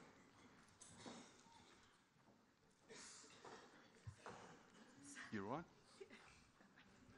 Anyway, you know, Joan, Colin and I were a family triangle, and the triangle has been broken, and we used it enough, but when we did, we'd argue, we'd miss going to Rugby Park, sitting beside him in the stand when, what a tea. Because on Saturday, they missed, but we... Okay, down this way. Okay. To go. Just a wee message from Keith Quinn. And he sent this message. Keith Quinn, as a man born in Tikawiti, is very sad not to be here today, but he's on a long pre-booked holiday in Europe with his wife and has sent this message today from the south of France. He says he saw many examples of how fame followed Colin Meads around New Zealand, but none more so when the two of them flew together from Wellington to Christchurch in the line while they were waiting to board. Colin signed, as he often did, many autographs over and over with fellow passengers as they too waited. But once they got on board and were sitting down, Keith said, "That was amazing, Colin. Is there anywhere in this country where you don't go, where the public don't come after you for your time or your autographs?" And Colin replied, "Oh, there are a few quiet places, like flying in a plane, for instance." But at exactly that moment, from the row behind, where Keith and Colin were sitting, two hands pushed through the gap between the seat. One hand held a small folded piece of paper, the other a pen. Colin looked down and smiled, and then he took out the pen and he signed his name on the paper and then pushed both back again to the grateful hands in the seat behind him. A voice from behind said, "Thank you, Mr. Meads," and Colin very politely said his own "thank you" to the gap between the seats. So there's a wee story from Keith Quinn, who sends his best wishes to Lady Verna and Stan and the wider Meads family. He adds that he was very impressed with the togetherness of the whole whānau when he saw them just 2 months ago at the unveiling of the Meads statue here in town. So that from Keith Quinn. Our next tribute comes from Sir Brian Lahore. If you analyse Sir Colin's rugby career, he basically played most of it under two of our greatest captains of all time. Obviously, Sir Wilson Winneray in the first half of his career, and in the latter half of his career, it was Sir Brian Lahore. I think there may have even been a wee pinch of Sir John Graham in there as well in 1964 in one test series. So you had to be pretty special to captain the All Blacks in the 1960s. This man is very special. He's a man who needs no introduction. I know that's a cliche, but he's a household name. He's a great mate of Sir Colin Meads. Ladies and gentlemen, I give you Sir Brian Lahore.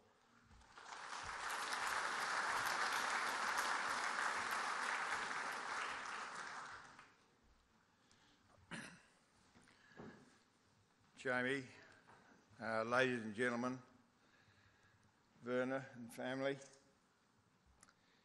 Joan and Stan, if you thought this was going to be easy, well, you're wrong. I actually didn't think we'd get here today. We were coming over the road from, well, we were intending to come from the road, on the road from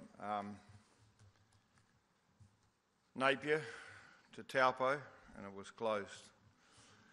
So we've ended up having to go way back through the Taihape Road, and that's why I'm late. I was late. But I'm here, and I've been asked to speak on behalf of the New Zealand Rugby Union, as well as myself. I've lost a friend. New Zealand has lost an icon. Yeah, Stan, I grew up with Colin too.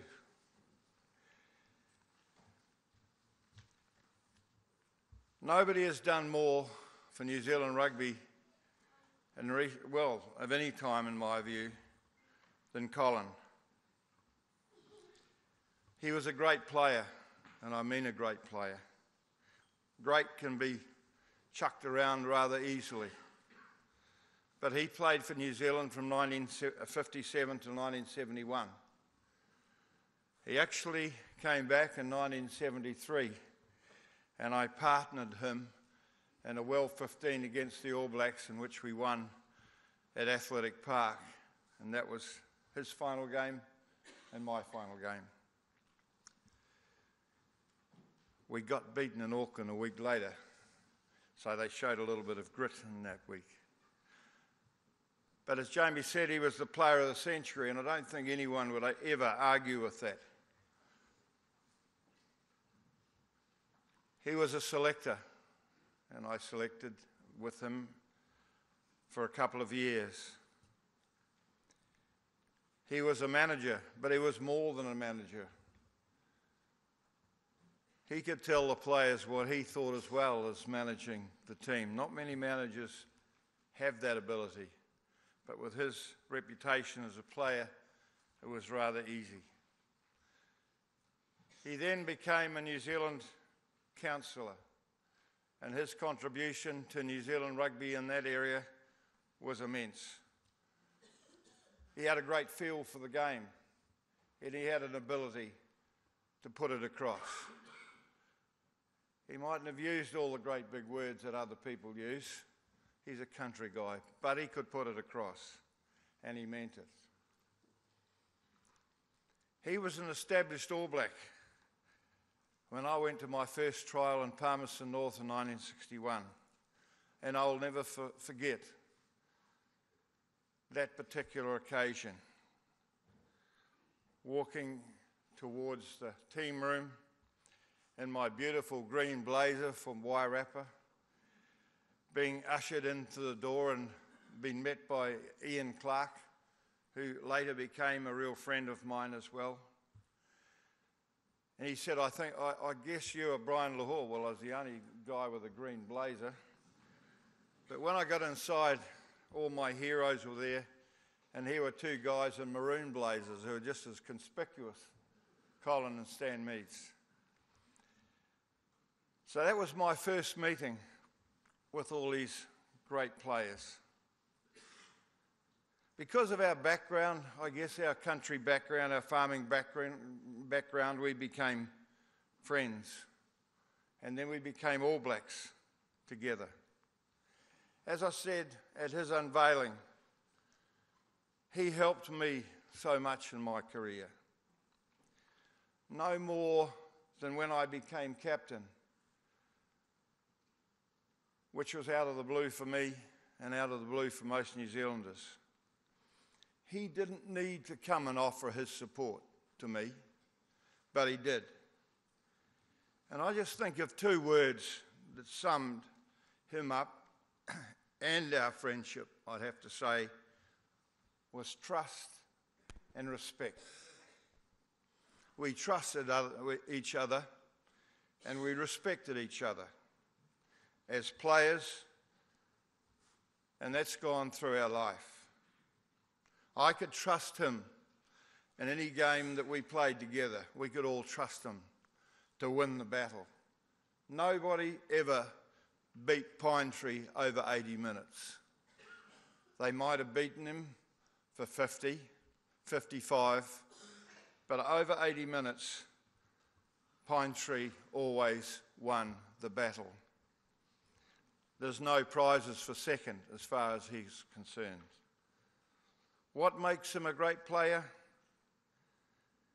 He was very good at set play. He was strong, he could push in the scrum, he got his own line out and snuck a bit of the opposition's as well.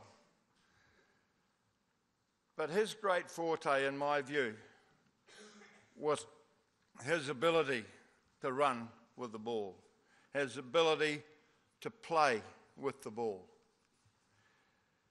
He was incredibly strong, incredibly mobile for a man of his size. He was ahead of his time. No player up until that point, no forward had ever run quite as well as Pine Tree. And yes, Stan, you're dead right. He would be great in the modern era. He was always physically ready. He did train hard. In those days, it was about marathon fitness really for us. We did a lot of running. The first time Pine Tree went to the gym, and it's the first time I went to the gym in my life, was in South Africa in 1995 when he was the manager. And I was the campaign manager, and we felt that these two fat cockies should go and do some extra work. We didn't realise what we'd missed, really. We went into this gym and there was that much lycra there, you know, it was unbelievable. We just realised we should have been there 40 years earlier. And I watched the modern players, and they'd do a bit of work on this particular little bit of apparatus and then walk around looking at the mirrors until they got the other, and the lycra, of course. Preparation in our time was very individual. You did your own thing. You thought about the guy that you were marking because it was man on man. And if we had more men winning the battle between the other individual and yourself, you won the match. You jumped against the same guy in every line out. You pushed against the same guy in the scrum, and every time you got the ruck, the other guy that you're trying to mark was there as well. So it was a very much different game to now where, you know, you see forward standing in the back line, for goodness sake. That's unbelievable in our day. All great players seem to have superstitions. And Pine Tree was one of those that had superstitions. Bunny, Pine Tree and I became good mates, and our preparation for a test match was we always got up reasonably early in the morning and had a steak. And then we'd have to go to the TAB and take a double. Never ever made much money, but we had to take a double. And then we'd have mashed potatoes and poached eggs for lunch. Pine Tree, if he wasn't captain, always ran out last. I don't know whether you ever noticed that. If he was captain, he went first, but if he wasn't, he ran out last. And the day he got ordered off in Scotland, which was a mistake from the referee, and he never held a grudge against that guy at all. It was genuinely a mistake. Was when Billy Davis ran back and went and got something from the room and then came out after him. So his superstitions were quite strong. Our warm-up's quite different than today. We didn't have to go out and display ourselves in front of all the audience. It was a bit of a run on the spot on a towel. You sat down, you thought about your role, your position, the calls, who you're up against. Quite different to the modern player. But the one massive difference was that the modern players hydrate before the game, and we hydrated after the game.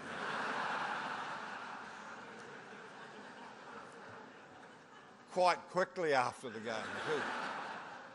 We didn't have to wait until we'd had, half a gallon of water, because that only just, made the beer a little bit weaker.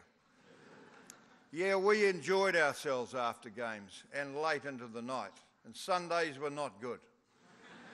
But then, life is not a straight line.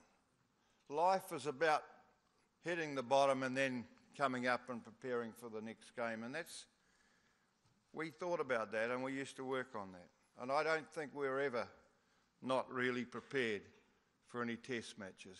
But we went through a bit of hell in the process of getting there.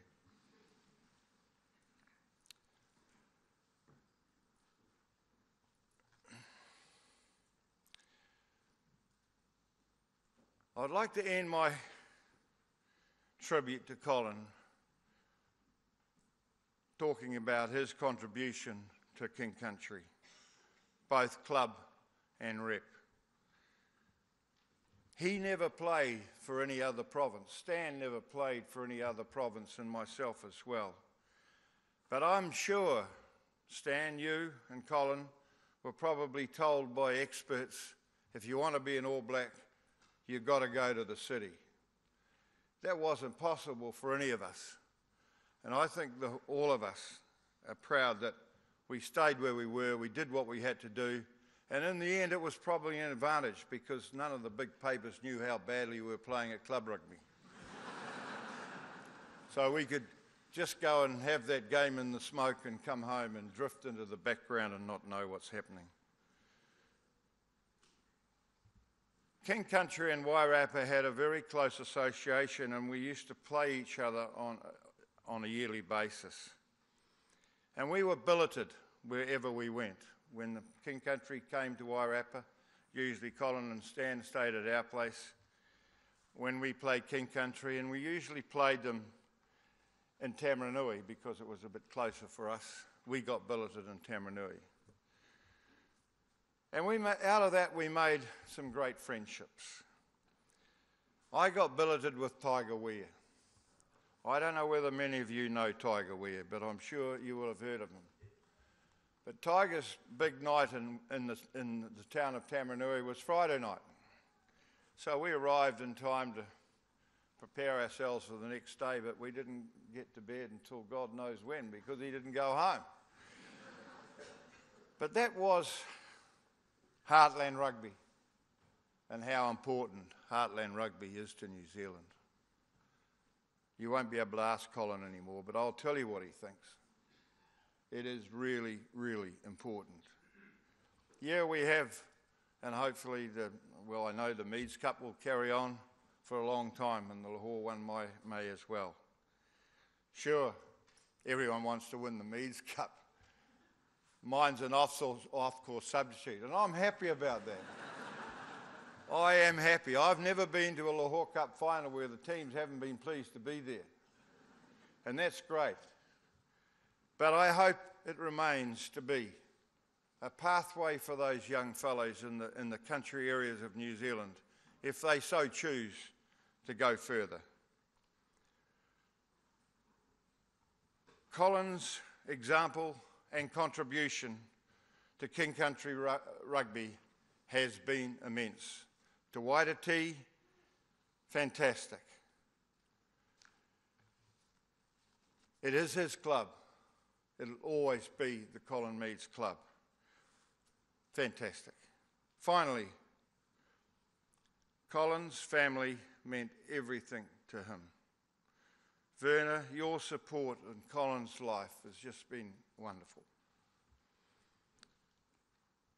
I go back to those two words, trust and respect. That's what the family have given him, and he's given the family.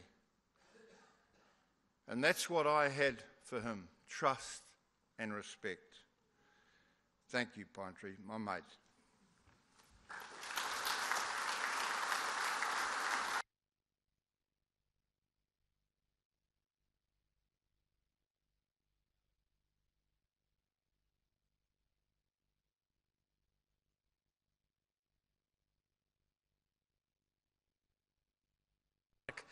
Living a New Zealander in 2008 with the passing of Sir Ed Hillary. Brian, there's a vacancy now. That wasn't a bad audition, if you don't mind me saying so. Just a quick message here from Dick Taylor. We spoke about Dick, of course, the 1974 Commonwealth Games 10,000 metres champion, in later years probably one of Pine Tree's greatest friends. And he sends this note to the family. Sorry I'm able to be there today, but my thoughts are with you all. My love of sport has given me the opportunity to meet many with the same passion, including Colin Meads, whom I watched play, I read about, and then was lucky enough to meet one day. I think John Sturgeon has an excellent story about that meeting. I won't steal his thunder. For a number of years, we shared the stage many times during speaking engagements in New Zealand and overseas, which were always most enjoyable and very memorable. I remember when we were returning to New Zealand after our first trip to Dubai, where apparently the tradition was begun of auctioning off some white Y-fronts that Colin had worn and signed. I think they may have been a bit like the jersey. I'm not sure whether they'd even been washed, but they went for lots of money. That's where the tradition was born, but they were flying from Dubai back to Bangkok, flying first class, thanks to Emirates, and the captain came back to see them. He was rugby mad and also interested in athletics. So there you go, two for the price of one, Colin Meads and Dick Taylor. Of course, he was rapt to have met Colin, and he chatted away, and Dick says, I could see Colin was getting a bit fidgety, and eventually said, Mr. Captain, who's driving the plane while you're talking to us? Dick goes on to say, should I say, Colin gave a lot to rugby and proudly promoted the game in his travels all over the world. He was very proud of his club, Waititi, King Country, and of course the All Blacks. An iconic New Zealander and a great man, and I am just one of many who can count ourselves privileged to have known him. That is a message from Dick Taylor. Our next tribute comes from John Sturgeon, another man who probably needs no introduction. He's a true blue West Coaster. Worked in the mining industry for 38 years. He had the misfortune as the New Zealand Rugby Union president in 2010 to have to break the news to the All Blacks in Ireland about the Pike River disaster. John served with distinction as All Blacks manager under Grizz Wiley in 1981, and it's good to see Grizz here. From 1988 to 1991, he's a former New Zealand Rugby Union councillor, and these days a life member. Ladies and gentlemen, John Sturgeon.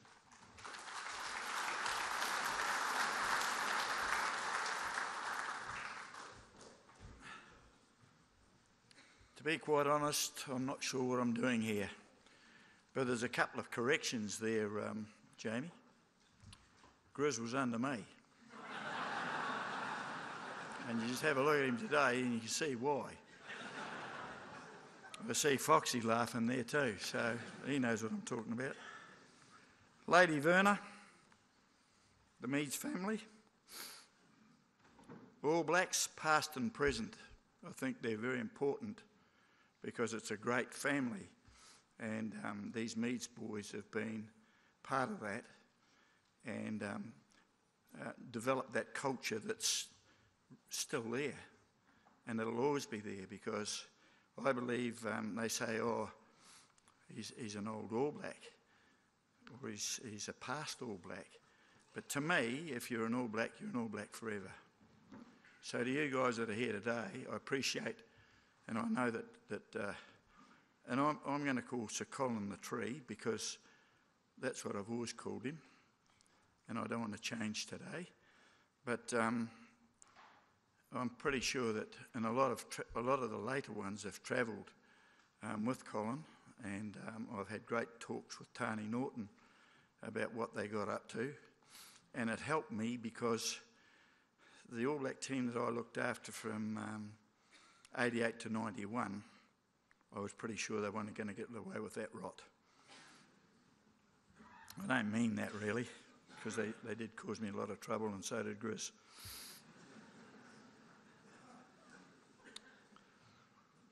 What I want to say is, firstly, I'd like to say thank you to the Meads family, the King Country Rugby Union, Mayor Brian Hanna and his wife Andrea, for looking after me for these last couple of days.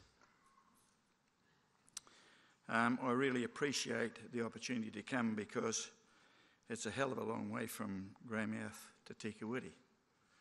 But I'm very happy to say that West Coast beat King Country on Saturday.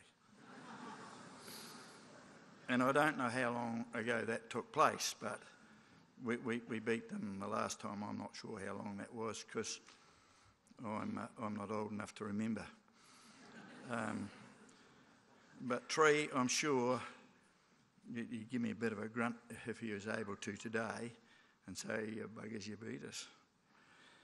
But that's what the game's all about anyway, and I've been great and lucky to have been invited here today, and I'm really humble and appreciative of that opportunity, Werner. And this farewell to Sir Colin Meads is, I've learnt a lot about it since I've been here since last night, about what's taken place at the marae, driving out in the paddock between two teams, and they formed a guard of honour yesterday. I reckon that's just lovely. If I'd have been there, I don't think I'd let that happen, because I remember some years ago there was a farmer died in Harry, and they brought the body home to the house, and the undertaker came from Hokitika and said to the family, I'll be down at Hubus 1, pick the casket up and take him to the church. So the boys decided they'd take the old fella for a trip round the farm.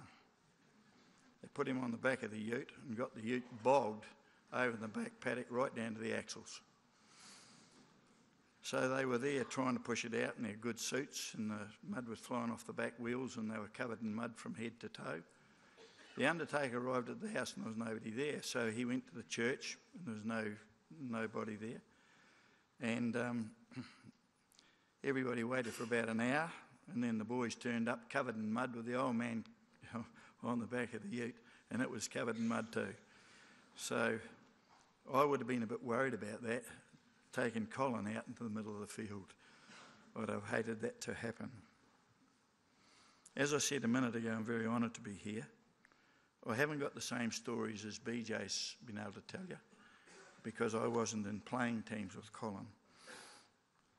But I've known him for 40 years, and it was and our involvement was all about rugby, because he was chairman of King Country and I was chairman of the West Coast. And in those days there was the divisions, the first, second and third division. West Coast and King Country were in the third division.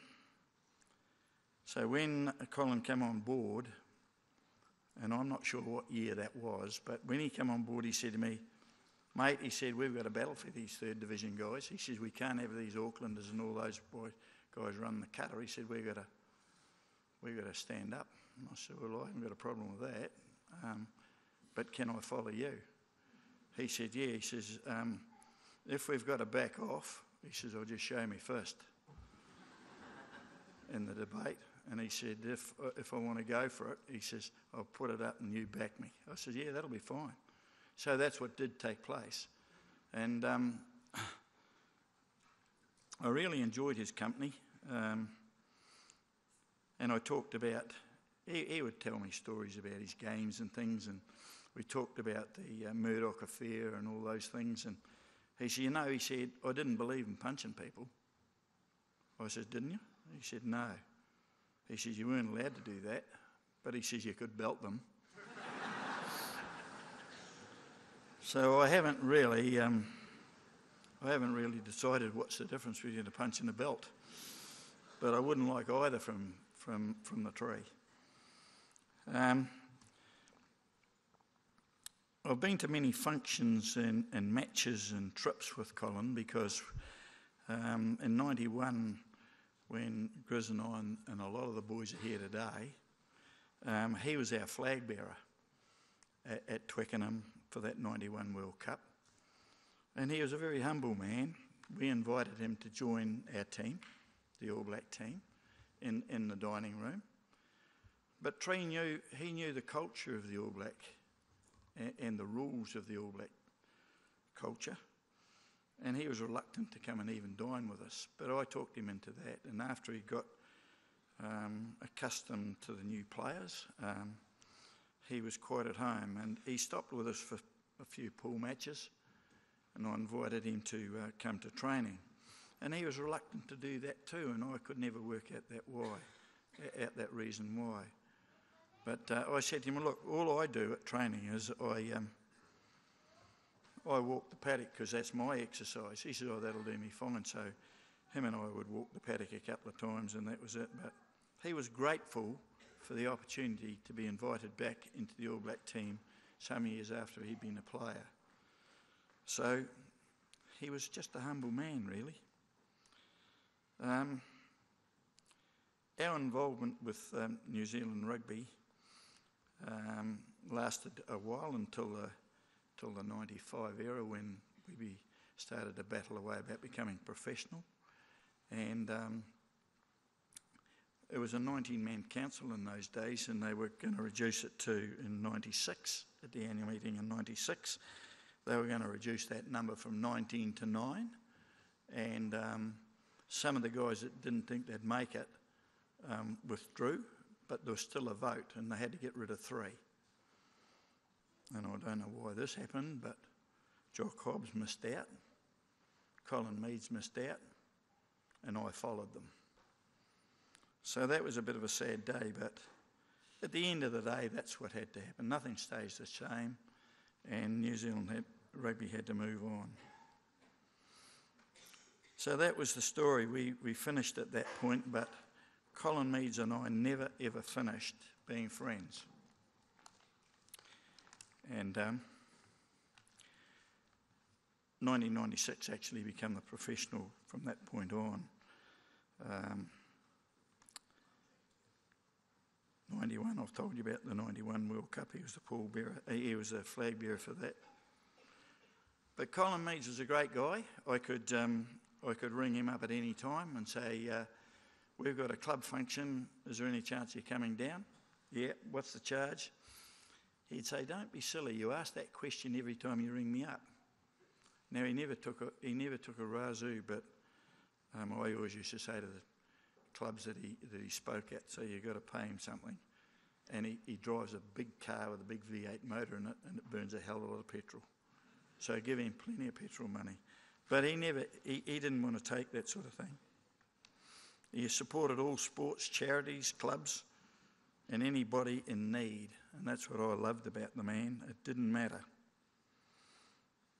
As Jamie mentioned, I might have a story to tell about Dick Taylor. Well, as we all know, Dick Taylor was a magnificent athlete. He set the Commonwealth Games in Christchurch on fire. He told me some stories about that, about how he was invited to the Royal Yacht Britannia that was anchored in Littleton. He took his wife and he said he got her all flashed up, and he said she looked real good. And he said we went down there and I got in line to meet the Queen. And he said I got halfway up the line and I thought, God, what do you call her? So he got up to her and when it came time to shake her hand, he said to her, "It's very nice to meet you, Mrs. Queen."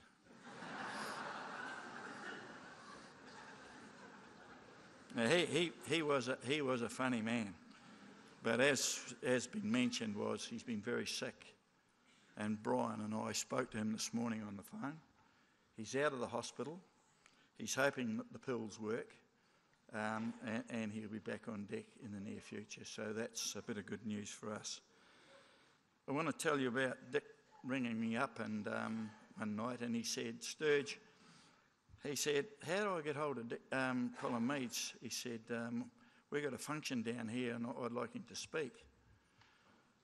And I said, "Well, you just ring him up." He said, "What?" I said, "Ring him up. His number's in the book." But I said, if you can't read, I've got the number here. I'll give it to you.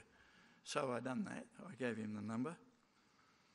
And when I finished reading the number out, he says to me, "I don't know about this," he said. "If he answers the phone, what am I going to say?" I said, "Well, don't you want him to come to your function?" He said, "Yeah," but he said, "I'm not sure whether I'm the right person to ring this man." He says, he's really the king. I said, "Well, I thought you was in that bracket." He says, "No." I said, "Look, don't worry about it. If you ring up, you normally won't get Colin Meads, because Verna would answer the phone 9 times out of 10, and she'll be able to tell you where he is. He's either going, coming, or been. And if you've got the dates that you want," this is true, Verna? Because I don't tell lies, you know that, don't you? Anyway, I said, she runs the diary, so you'll be able to pencil yourself in. So I seen him 3 weeks later and I said, "What's the story? Have you rung the Meads family?" And he said, "I haven't plucked up courage." And I thought to myself, isn't that great? Here's a guy that's got a gold medal, won the 10,000 metres in Christchurch, and he told me that, and I'm not sure whether you know this or not, Jamie, but he told me that he was the last white man to beat the Ethiopians. Is that correct? Yeah. Jamie is just giving a little bit of a nod like that. I don't know whether he believes me or not. So, well, you can ask Dick yourself. Okay, so that's about the lot. And I've had the opportunity to go to Wales visit Wales with Colin on a couple of occasions, and one was in that 91 World Cup period. We snuck out one night and shot over the border and spent a bit of time at a little rugby club there, and I can tell you that he is regarded as king in Wales. Colin Meads is not just a hero here, he is a hero round the world. And I've had, since his sickness, I've had about 10 or 12 emails from old players, administrators, supporters, and even bus drivers. And some of the guys here that travel with us know those bus drivers, have emailed me and said, how sad they were that Colin was so sick.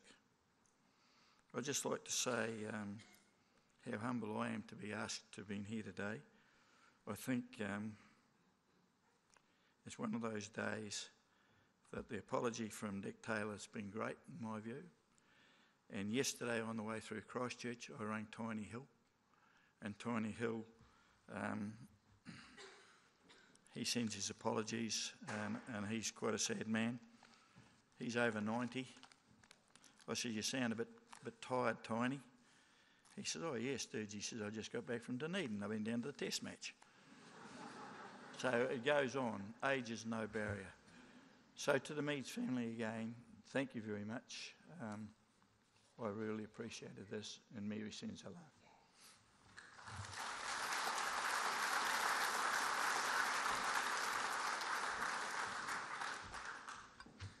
Thank you, John Sturgeon, just one of the many icons of our game here today as we celebrate the life of Sir Colin Earl Meads.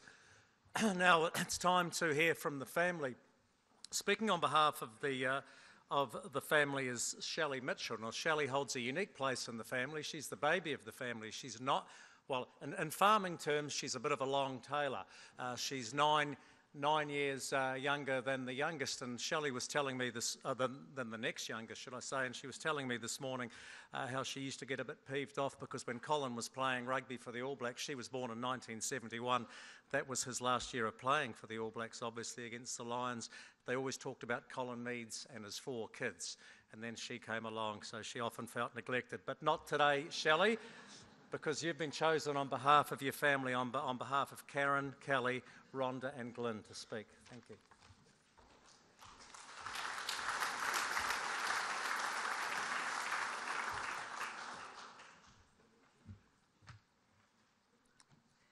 Thank you, yes. I'm that afterthought child that came, that little bonus child that was the 5th one, and you always used to go in some of those All Black photos when they were seen at the airport and Dad was there with the 4 children, and I used to go to Mum, but where was I?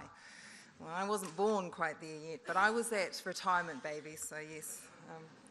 They couldn't, I couldn't leave it at just the 4, they had to go for that one extra, anyway. So yes, just hello to everyone. I am speaking here today on behalf of all my brothers and sisters, Karen, Calvin, or Kelly, as we call them, Rhonda and Glyn, to share with you our memories of Dad and give you a little insight as to what it was like growing up on our family farm. As children of Colin Meads, we have often been asked what it was like to have him as our father. What was it like at home? And in trying to answer this question, we often don't know how to answer other than to say it was normal.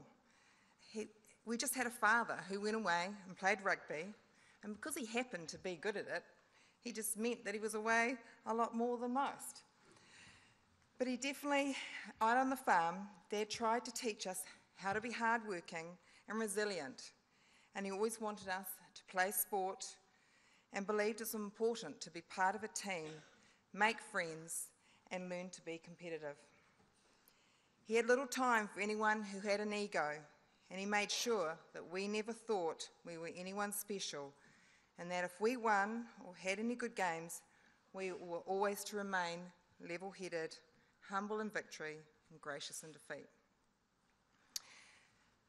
The giving out of praise was not a strength of Dad's. In fact, Dad was more of a reverse psychology kind of guy. I'm sure many of you have been subject to this reverse psychology. This has obviously worked on him as he grew up, and so he believed this was a way to build the competitive spirit in us and ensure we kept any ego in check along the way. When you were playing sport, he would more likely tell you how the opposition was really good, or that you hadn't been playing so well lately, and he wanted to try and spark that "I'll prove you wrong" attitude. Karen remembers Dad, and he used to take her and Kelly outside to do jumping practice, and he would make them jump and touch the wall of the water tank. Dad would say to Karen, "You're not going to let your younger brother beat you, are you?" And then he would turn to Kelly and say, "You're not going to let your sister beat you, are you?" He was the master of creating a competitive environment. Luckily, we cottoned on to Dad's way of encouraging us with his reverse psychology, and were able to laugh it off and proceed. On the farm, Dad taught us all how to drive. It often started with us steering the wheel while we're sitting in the passenger seat or changing the gears for him. And then all of a sudden one day it'd be, right, I need you to be able to drive, I've got a job for you. So that day you took the wheel. Glenn remembers his first time when he and Dad were trying to get a concrete trough off the back of the ute, and Dad asked him to hop in and drive the ute forward a couple of metres. Now when Dad asked you to do something, you were just expected to do it. You couldn't say, no, I don't want to. No point in being scared. So Dad was yelling instructions from his position at the back of the ute, and Glenn, 11 years old, and now sitting in the driver's seat, thought, I'd better get this right, or there could be a disaster. Either I could damage the trough, injure Dad, or both. First attempt, stall. Then there was a silence, and Glenn was waiting for Dad to toss him a few sharp farm words. But no, all Dad did was go through the instructions again, each three of the pedals, what he needed to do. Second attempt, success. Glenn got it right, he didn't stall, the trough ended up just where Dad wanted it, and they were all still on talking terms. Surprising really, because Glenn usually needs a bit longer than 2 instructions to get things right.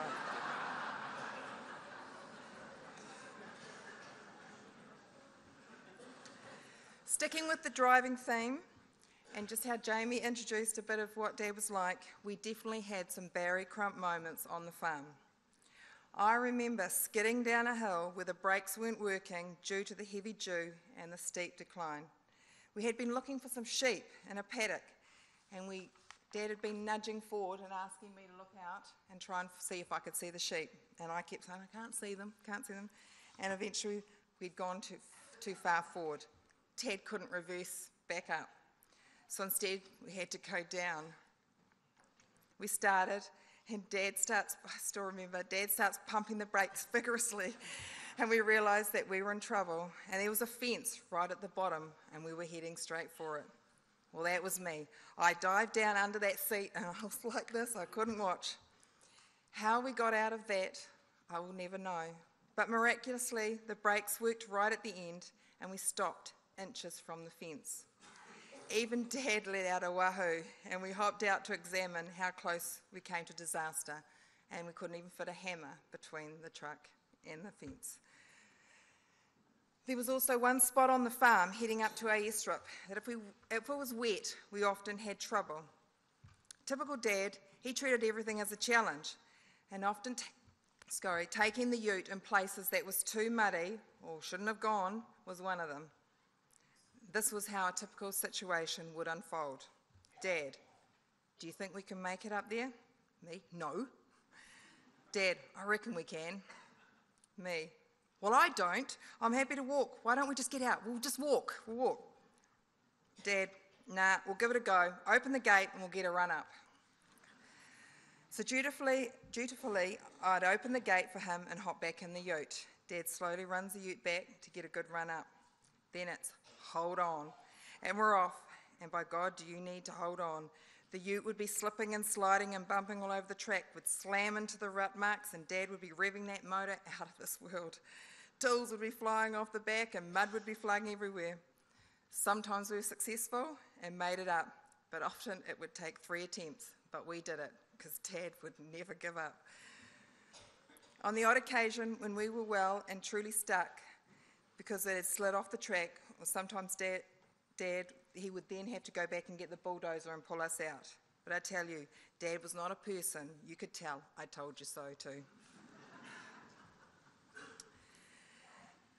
Dad loved music, and although he didn't make much time to listen to it at home until later on, or maybe even in the car, he loved music, singers like Tom Jones, Dean Martin, and Elvis, etc. And Rhonda has fond memories of sitting on the back step with Dad and them singing songs together from Rhonda's playbook. I think Rhonda also loved this as it would get her out of the family chores. I also know once when Dad was away overseas and he was interviewed on the radio, he was asked if he would like them to play a song or dedicate a song for back home, and he chose a song by Jeremy Mathis, The 12th of Never, for Mum. This became what Mum and Dad called their song, and it will be one of the songs played later on during the PowerPoint.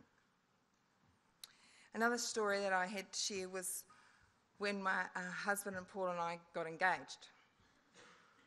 Paul didn't have the courage to go. He didn't do the old-fashioned thing and go and ask Dad first. So we were to do it together.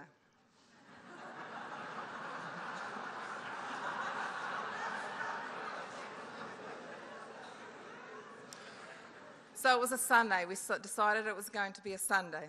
So Paul, YDT Sunday School, said, I'm going to go and have a few beers before we do this. So that was okay, but I said, you be home by, it was like 6 o'clock. I was putting my finger down early. So Paul gets home, he arrives home and he goes, I was just walking out and your father was walking in. He said, he's not home, we can't go out there yet. So I said, okay, we'll have dinner first and he'll be home by then. So we go out, we have dinner and then we go out and we get there and Mum's just hopped us into bed and Dad still wasn't home. Oh, okay, so we're sitting on the bed, talking to Mum, she'll be thinking, what on earth are they, this is weird.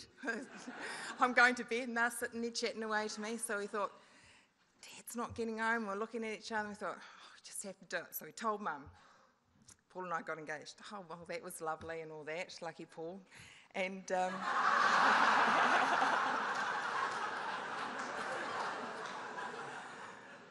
so we get it all over and done with, congratulations done, and then we was, right, we're going. Just as we get up to go, Dad arrives, and we're like, oh, and Paul's like, oh, don't tell me we have to do this all over again. So Dad arrives in, he'd had a couple of beers, and he just proceeds, he strips down to his undies, jumps into bed, and we're still all there in the bedroom. Paul can't believe that this is the occasion that he tells his to-be in-laws that we're engaged. So we start again, and it's like, Dad, Paul and I have just got engaged. What the bloody hell did you go and do that for?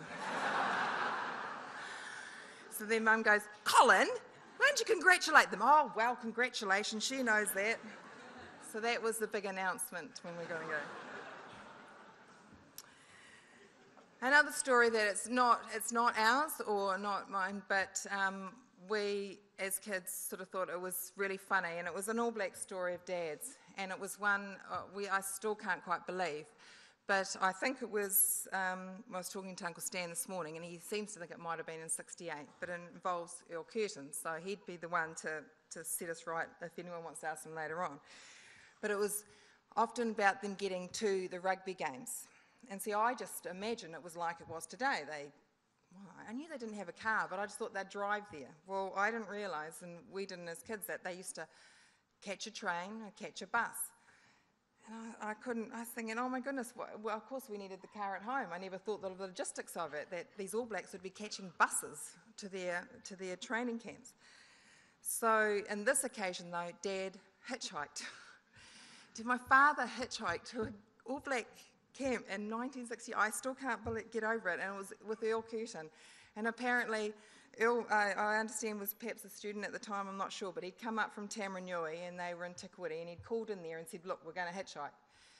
And so Mum dropped Dad and Earl, I think, out about Waitomo Way, and Stan was telling the story that Dad was so embarrassed he had this, he wouldn't have called it a hoodie back then, but it'd be a hoodie, and they put the thumb out and they hitchhiked to Eden Park. And I think the person that picked them up took them all the way there because he wasn't dropping them off anywhere along the way because they had two All Blacks in the car. So I still can't quite get over that one. But and just winding down, I suppose, we as a family we have shared Dad with the rugby world and with New Zealand, and we, I suppose, weren't aware that we were doing that as children. Dad was always just off, and he was always in a hurry on the farm. He had to get his jobs done fast because he had a commitment to get to.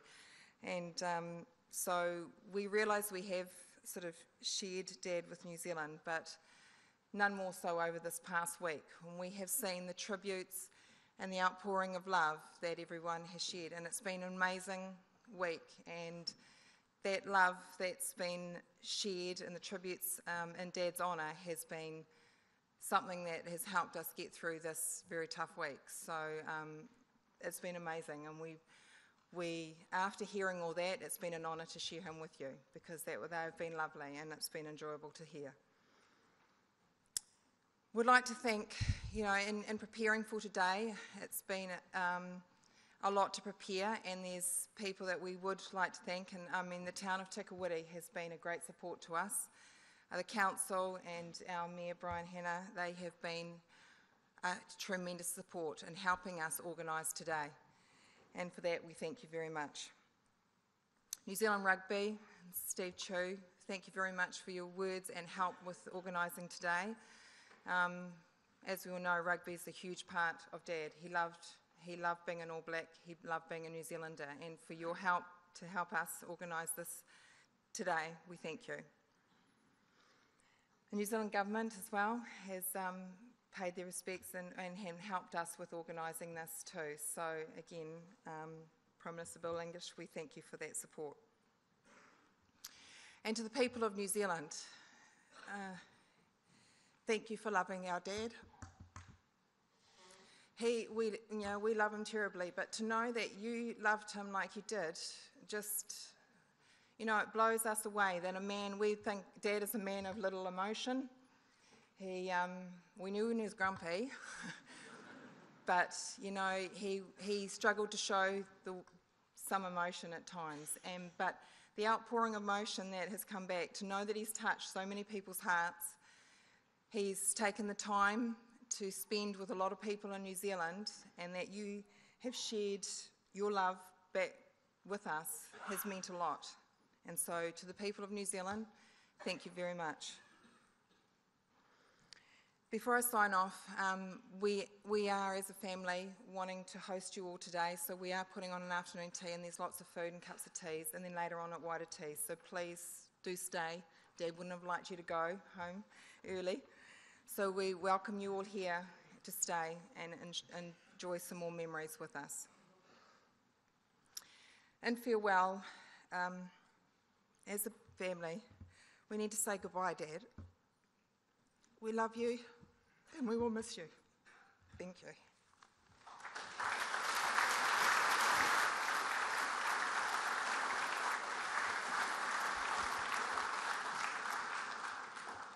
Beautifully spoken, Shelley. Your dad would be so proud of you and the rest of the family.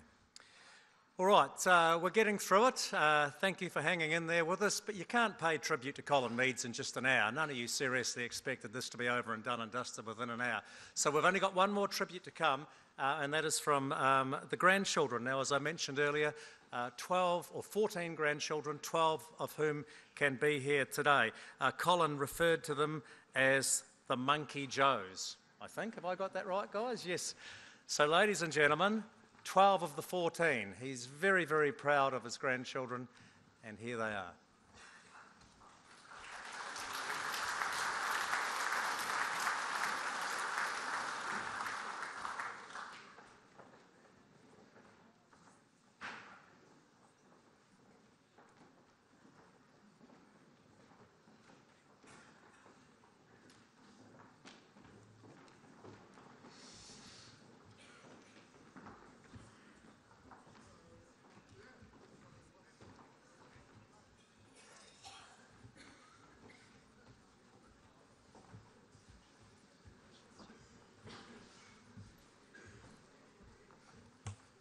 Hello. As Jamie mentioned, there are 12 of us and we've all managed to get on stage, so that's good. Clinton and Mitch were unable to make it, but they send their love. I'm Hannah. I'm grandchild number 4, and I'm Kelly's daughter. I'm Abby. I'm grandchild number 9, and I'm Glenn's daughter. And we're going to share some memories of our granddad with you today. So when we were little, kids used to say, "Oh, your granddad, he's a pretty good fella, eh?" And we thought he was, and what kid would not, because he used to give us Nesquik milkshakes a lot. Nah, that's not what I meant, the kids would say. My dad said he was the greatest back in his day. He said he was strong as could be, and that he could take down not one player, but 3. and even the referee if need be. We'd reply, "Oh, okay, yeah, if you say so. He was just a farmer to us, you know." Thanks for never imposing the game you love to play or trying to make any of us your next protege. You would sit with us kids, 5 on each knee, and call us Monkey Joes till we squealed with glee.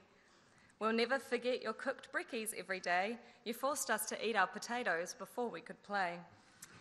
Or being told to wake up and wash your face, a compulsory rule before the day's activities could take place.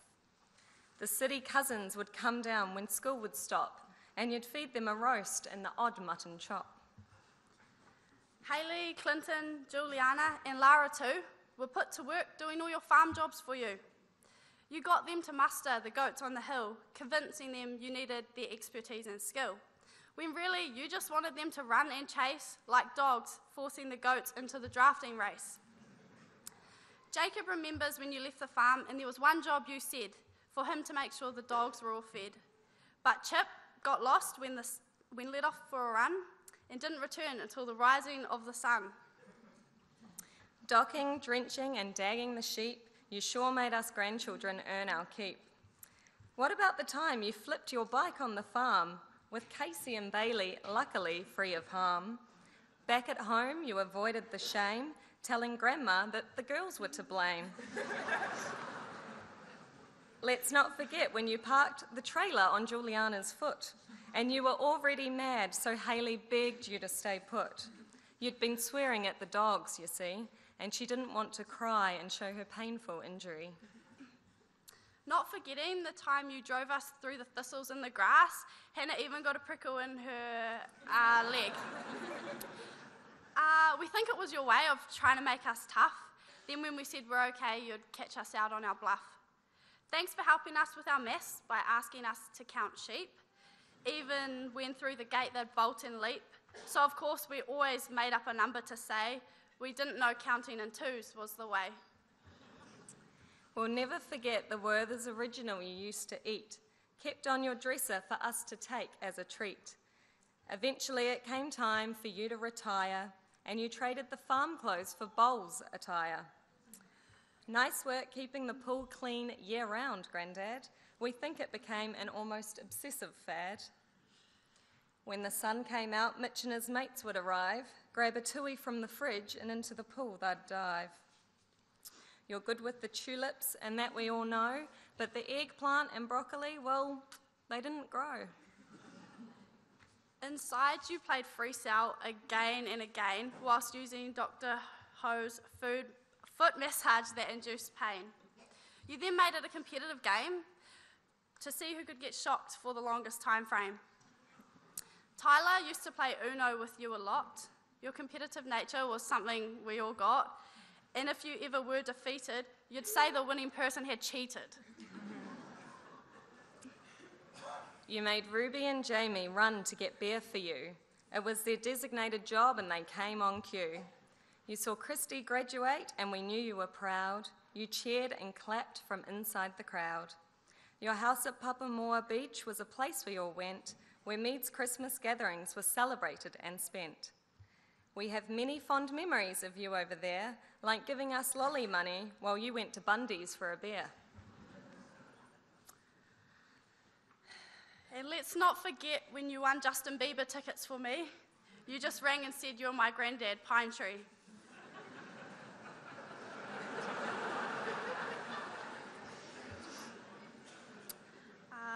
We never quite understood your fame. After all, we never actually watched you play a game. But now today, before us you lie, we are here with the nation to say goodbye. Thanks to your legendary hometown TK, we have a statue to remember you every day. You were so gracious and incredibly kind. We loved you for it. People like you are hard to find. You have a special place in all our 14 hearts.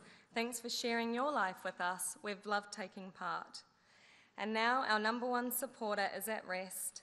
Thanks for being a terribly awesome granddad. You were the best.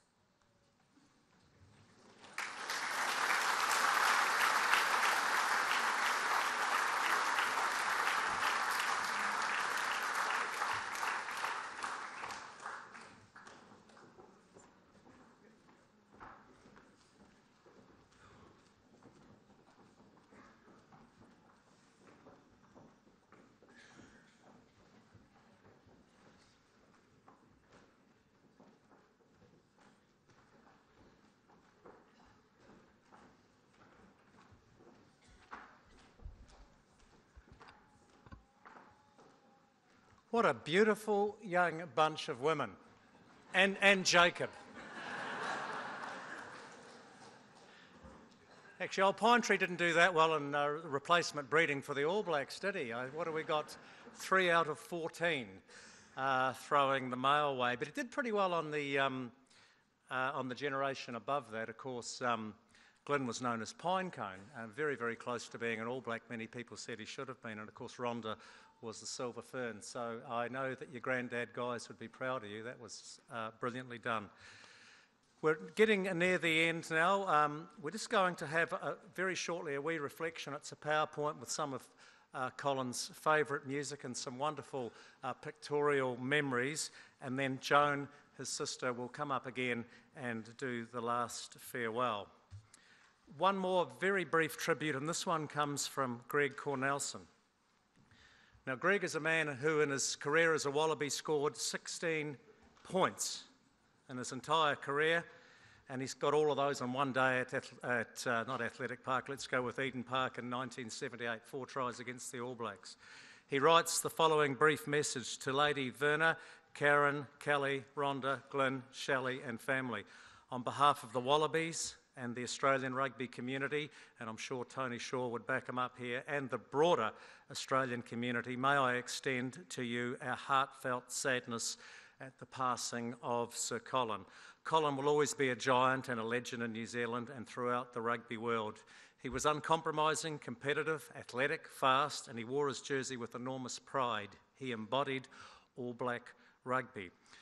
Greg goes on to write, I was most fortunate on 2 fronts. 1, we were mates, and 2, I didn't have to play against him. Dick Taylor organised a number of small functions in the South Island prior to the 2011 Rugby World Cup, and Colin and I attended. What a wonderful couple of weeks that was. I have never been in the company of a man who commanded such presence. He was the most recognised face in New Zealand. Colin was obviously aware of this, and he always handled it with humility and grace. A number of years ago, Dick Taylor interviewed Colin at our Gold Coast rugby lunch. They attracted 1,400 guests. At the conclusion of our lunch, a couple of hundred of those guests lined up to meet Colin. And this sums up the man, I think, because they wanted to chat and meet their hero and ask for an autograph. He never left until he had signed an autograph for all 200. Greg goes on in summary to say there is no finer example in the world of sport than the one this great man set throughout his life. Led by Colin and so many other proud, humble gentlemen, it is little wonder that the All Blacks are regarded by many as the finest sporting team in the world in every regard, and we have so many wonderful All Blacks here today. He finishes by saying, like so many, I consider myself so fortunate to have known Colin Meads. He was the best, and I'm sure a lot of you share that sentiment. What we're going to do now is have a little reflection time, some of Colin's favourite music, some of his favourite memories. Enjoy.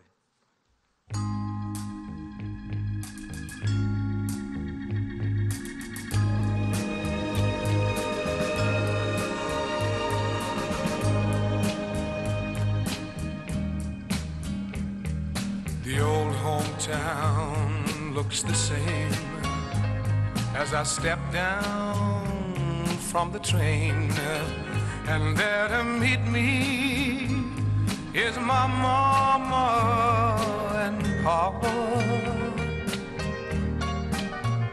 Down the road I look, and there runs Mary, hair of gold and lips like cherries. It's good to touch the green, green grass of home.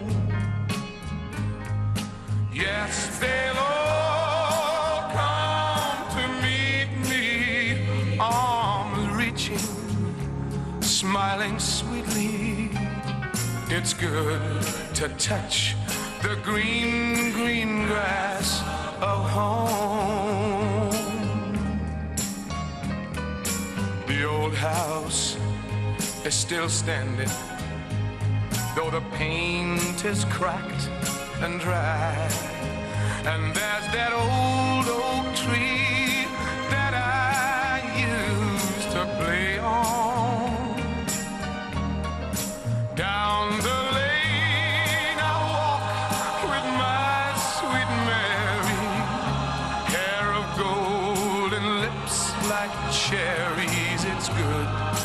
touch the green, green grass of home. Then I awake and look around me at 4 gray walls that surround me, and I realize, yes, I was only dreaming. For there's a God and there's a sad old portrait. On and on we'll walk at daybreak. Again I'll touch the green, green grass of home.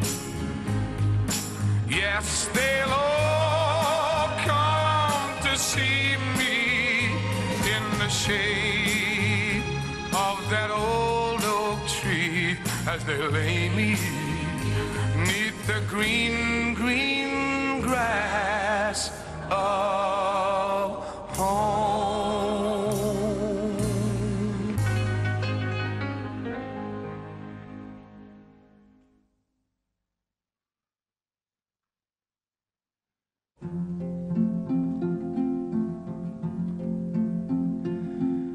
You ask how much I need you. Must I explain? I need you, oh my darling, like roses need rain. You ask how long I'll love you. I'll tell you true, until the 12th of never, I'll still be loving you. Hold me close, never let me go. Hold me close, melt my heart like April snow. I'll love you till the bluebells forget to bloom. I'll love you till the clover has lost its perfume.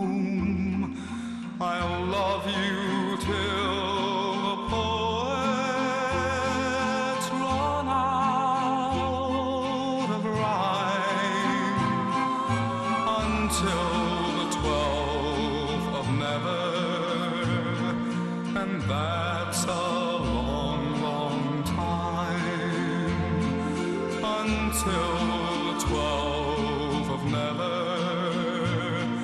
and that's a long, long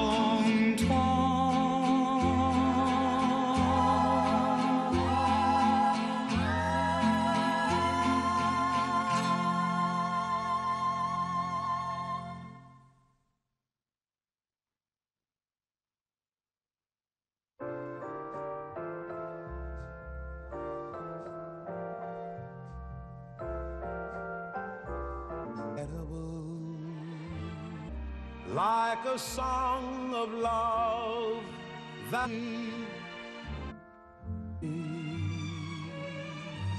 that unforgettable too.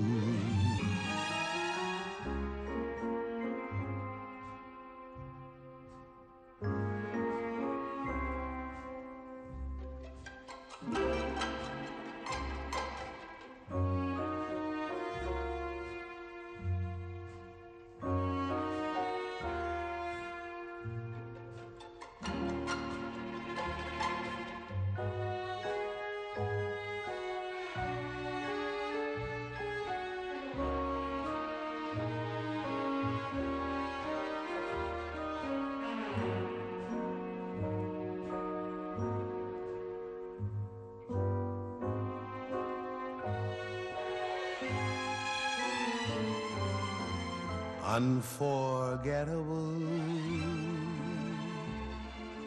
in every way, and forevermore, that's how you stay. That's why.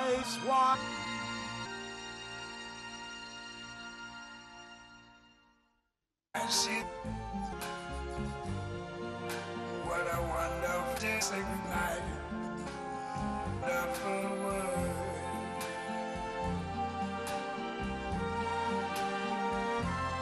I see friends. I hear babies cry. And I think to myself, what a wonderful world.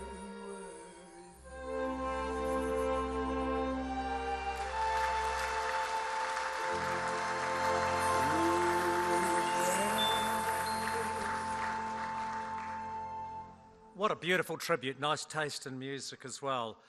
I would ask now, as we near the end of the service for Sir Colin Meads, that his sister Joan Daniel comes up for the last farewell, the reading.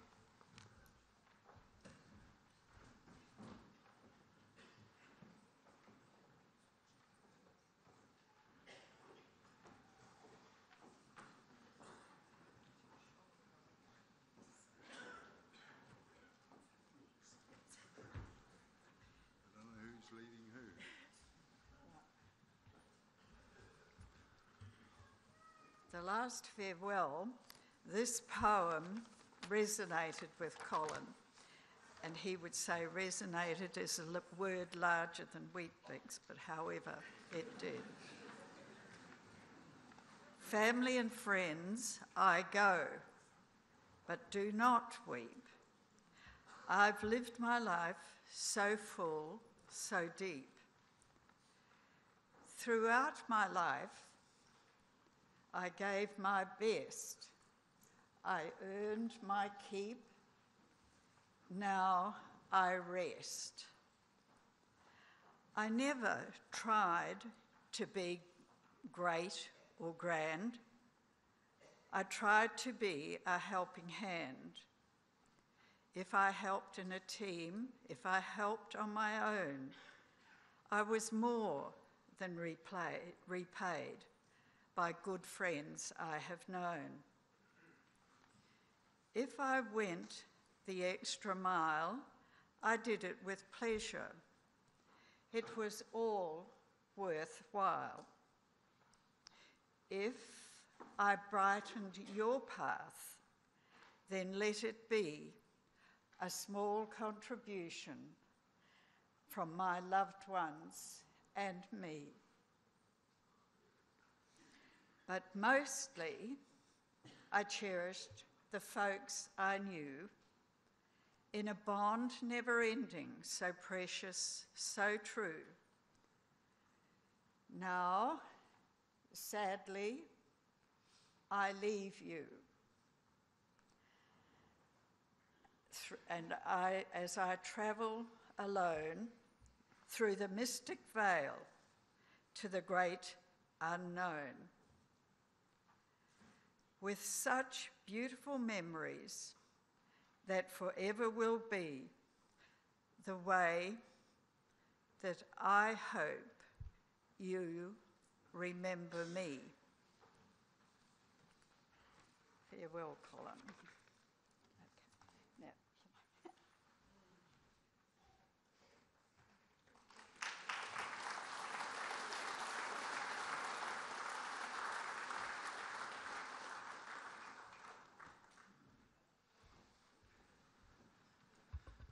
Thank you, Joan. That was lovely. Well, that brings us to the conclusion of this service and celebration of the life of Sir Colin Earl Meads, All Black number 583. As Shelley said, there will be a cup of tea and the obligatory sausage roll, I'm sure, here in the Les Monroe Centre. We just ask you to vacate this area, then they're going to bring it out and then you can come back in. More importantly, Colin would like you all to go down to the Waititi club rooms. It was his spiritual home, and toast him with a tui down there. There will be a graveside service, but for family only. Thank you for staying with us this afternoon. It's been close on 2 hours paying tribute to this great man, but I'm sure I speak for you all when I say it was worth every moment of it. It's been an honour and a pleasure to know him, and I'm sure I speak for you all when I say that. I would ask you now to stand for the recessional song. And we know Colin loved Tom Jones, and the family is going to take Colin out to You'll Never Walk Alone. And don't be afraid of the dark. At the end of the storm, there's a golden sky and the sweet silver song of the Lord.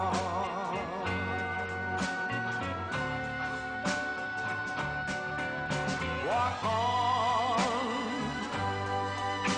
through the wind, walk on through the rain, though your dreams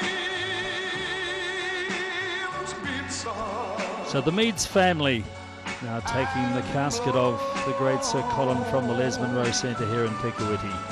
His brother Stan Meads, along with Colin's children Karen, Rhonda, Shelley, Kelvin or Kelly, and Glyn, wearing the King Country blazer, taking it from the Les Munro Centre out to the hearse. Now the family will be taking the coffin, the casket up to the nearby Te Kuiti Cemetery for a private burial. For this then, the final journey, and Lady Verna being assisted from the centre as well. So our live feed from here at Te Kuiti will continue until we see the hearse with Sir Colin depart for his final resting place in his hometown, the town where he has lived for all but 7 of his 81 years. A wonderful occasion here today in this small North Island town. Rugby stars from many parts of New Zealand here, teammates, other officials, other opponents here to pay tribute to the greatest All Black of them all.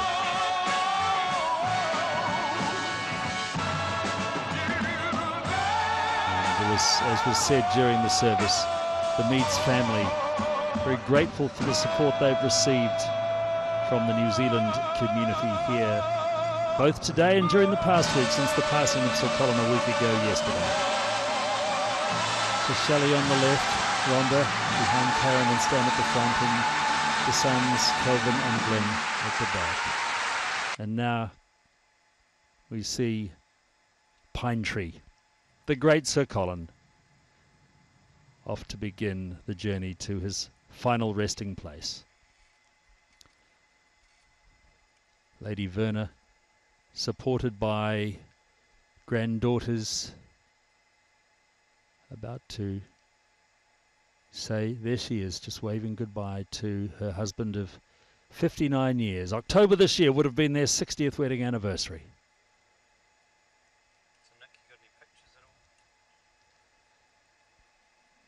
Guard of Honour having formed outside the Les Munro Centre. And a memorable day for this town. A sad day, but a day on which the life of a great, great rugby player, but more importantly, a fine family man, a fine community man, a great community man, has been celebrated. It's been great hearing the tales from the likes of Brother Stan, his captain and great friend Sir Brian Lahore, daughter Shelley, rugby union colleague John Sturgeon, Lady Verna. Very composed, but very well supported. What a man he was, the great pine tree.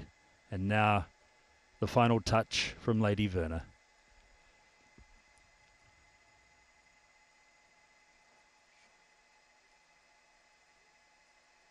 Shelley coming forward to help her just touch the coffin one last time.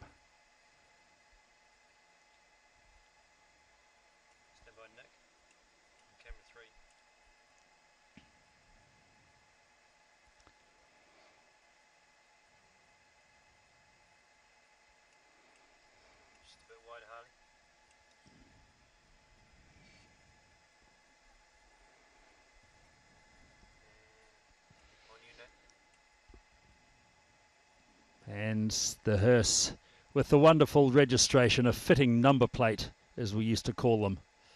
Pine Tea. Pine Tree. The one and only Pine Tree. And about to begin the journey to his final resting place here in this hometown of his. Lady Verna knows that she will be well supported in the days and months to come by her extended family and by the greater Te Kuiti community. It's been a huge crowd here today, probably upwards of 3,000 people, both inside the Les Monroe Centre and across the road in the marquee, especially set up for it. People set to adjourn for the usual cup of tea afterwards, and I'm sure there'll be a few beers, as Colin would say, to celebrate the life of this great man at Waititi Club later on. And doesn't that image there just sum up the character of the man on the field, ball in hand, charging downfield, always a real challenge to the opposition.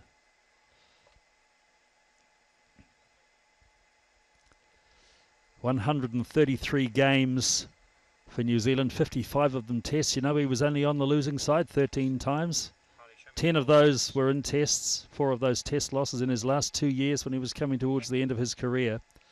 361 first-class games in all, beginning in 1955 as a raw-boned 18-year-old for King Country, through to those final games for King Country in 1973. An extraordinary career of longevity,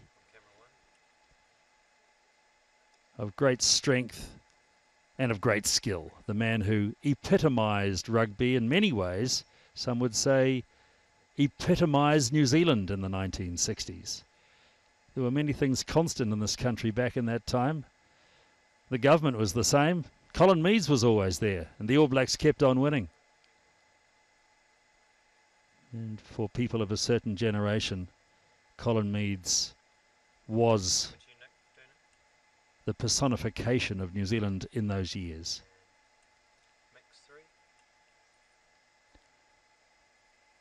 Almost set then. Now the thousands who have gathered here today can adjourn to their cup of tea or their glass of beer or whatever and reminisce about this great man.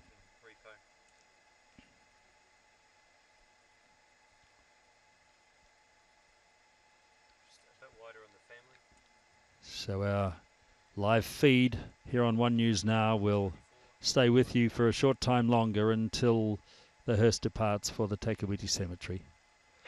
Colin Meads, referred to as a man who was very nearly an All Black. He certainly had some trials, 100 games plus for this King Country Union. Like his old man, a tall, rangy forward. He was the pine cone from the pine tree.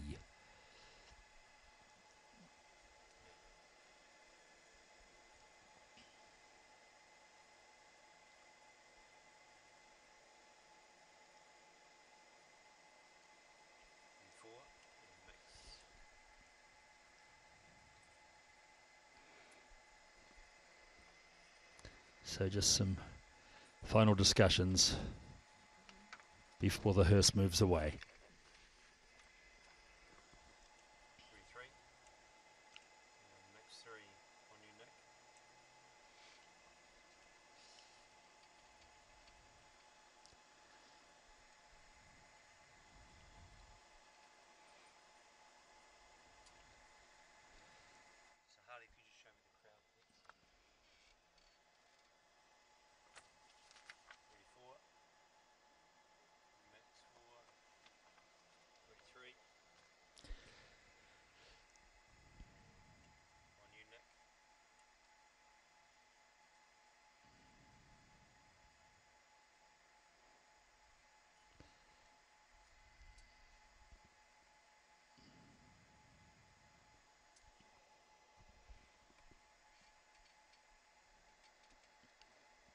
So during the last couple of hours or so, we've heard tributes from Stan Meads, from Brian Lahore, from John Sturgeon, from Shelley.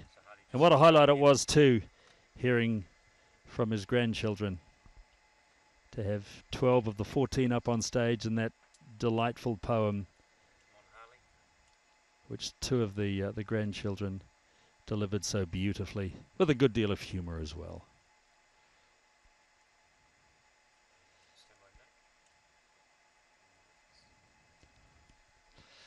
And so the great pine tree leaves us and goes off to his final resting place.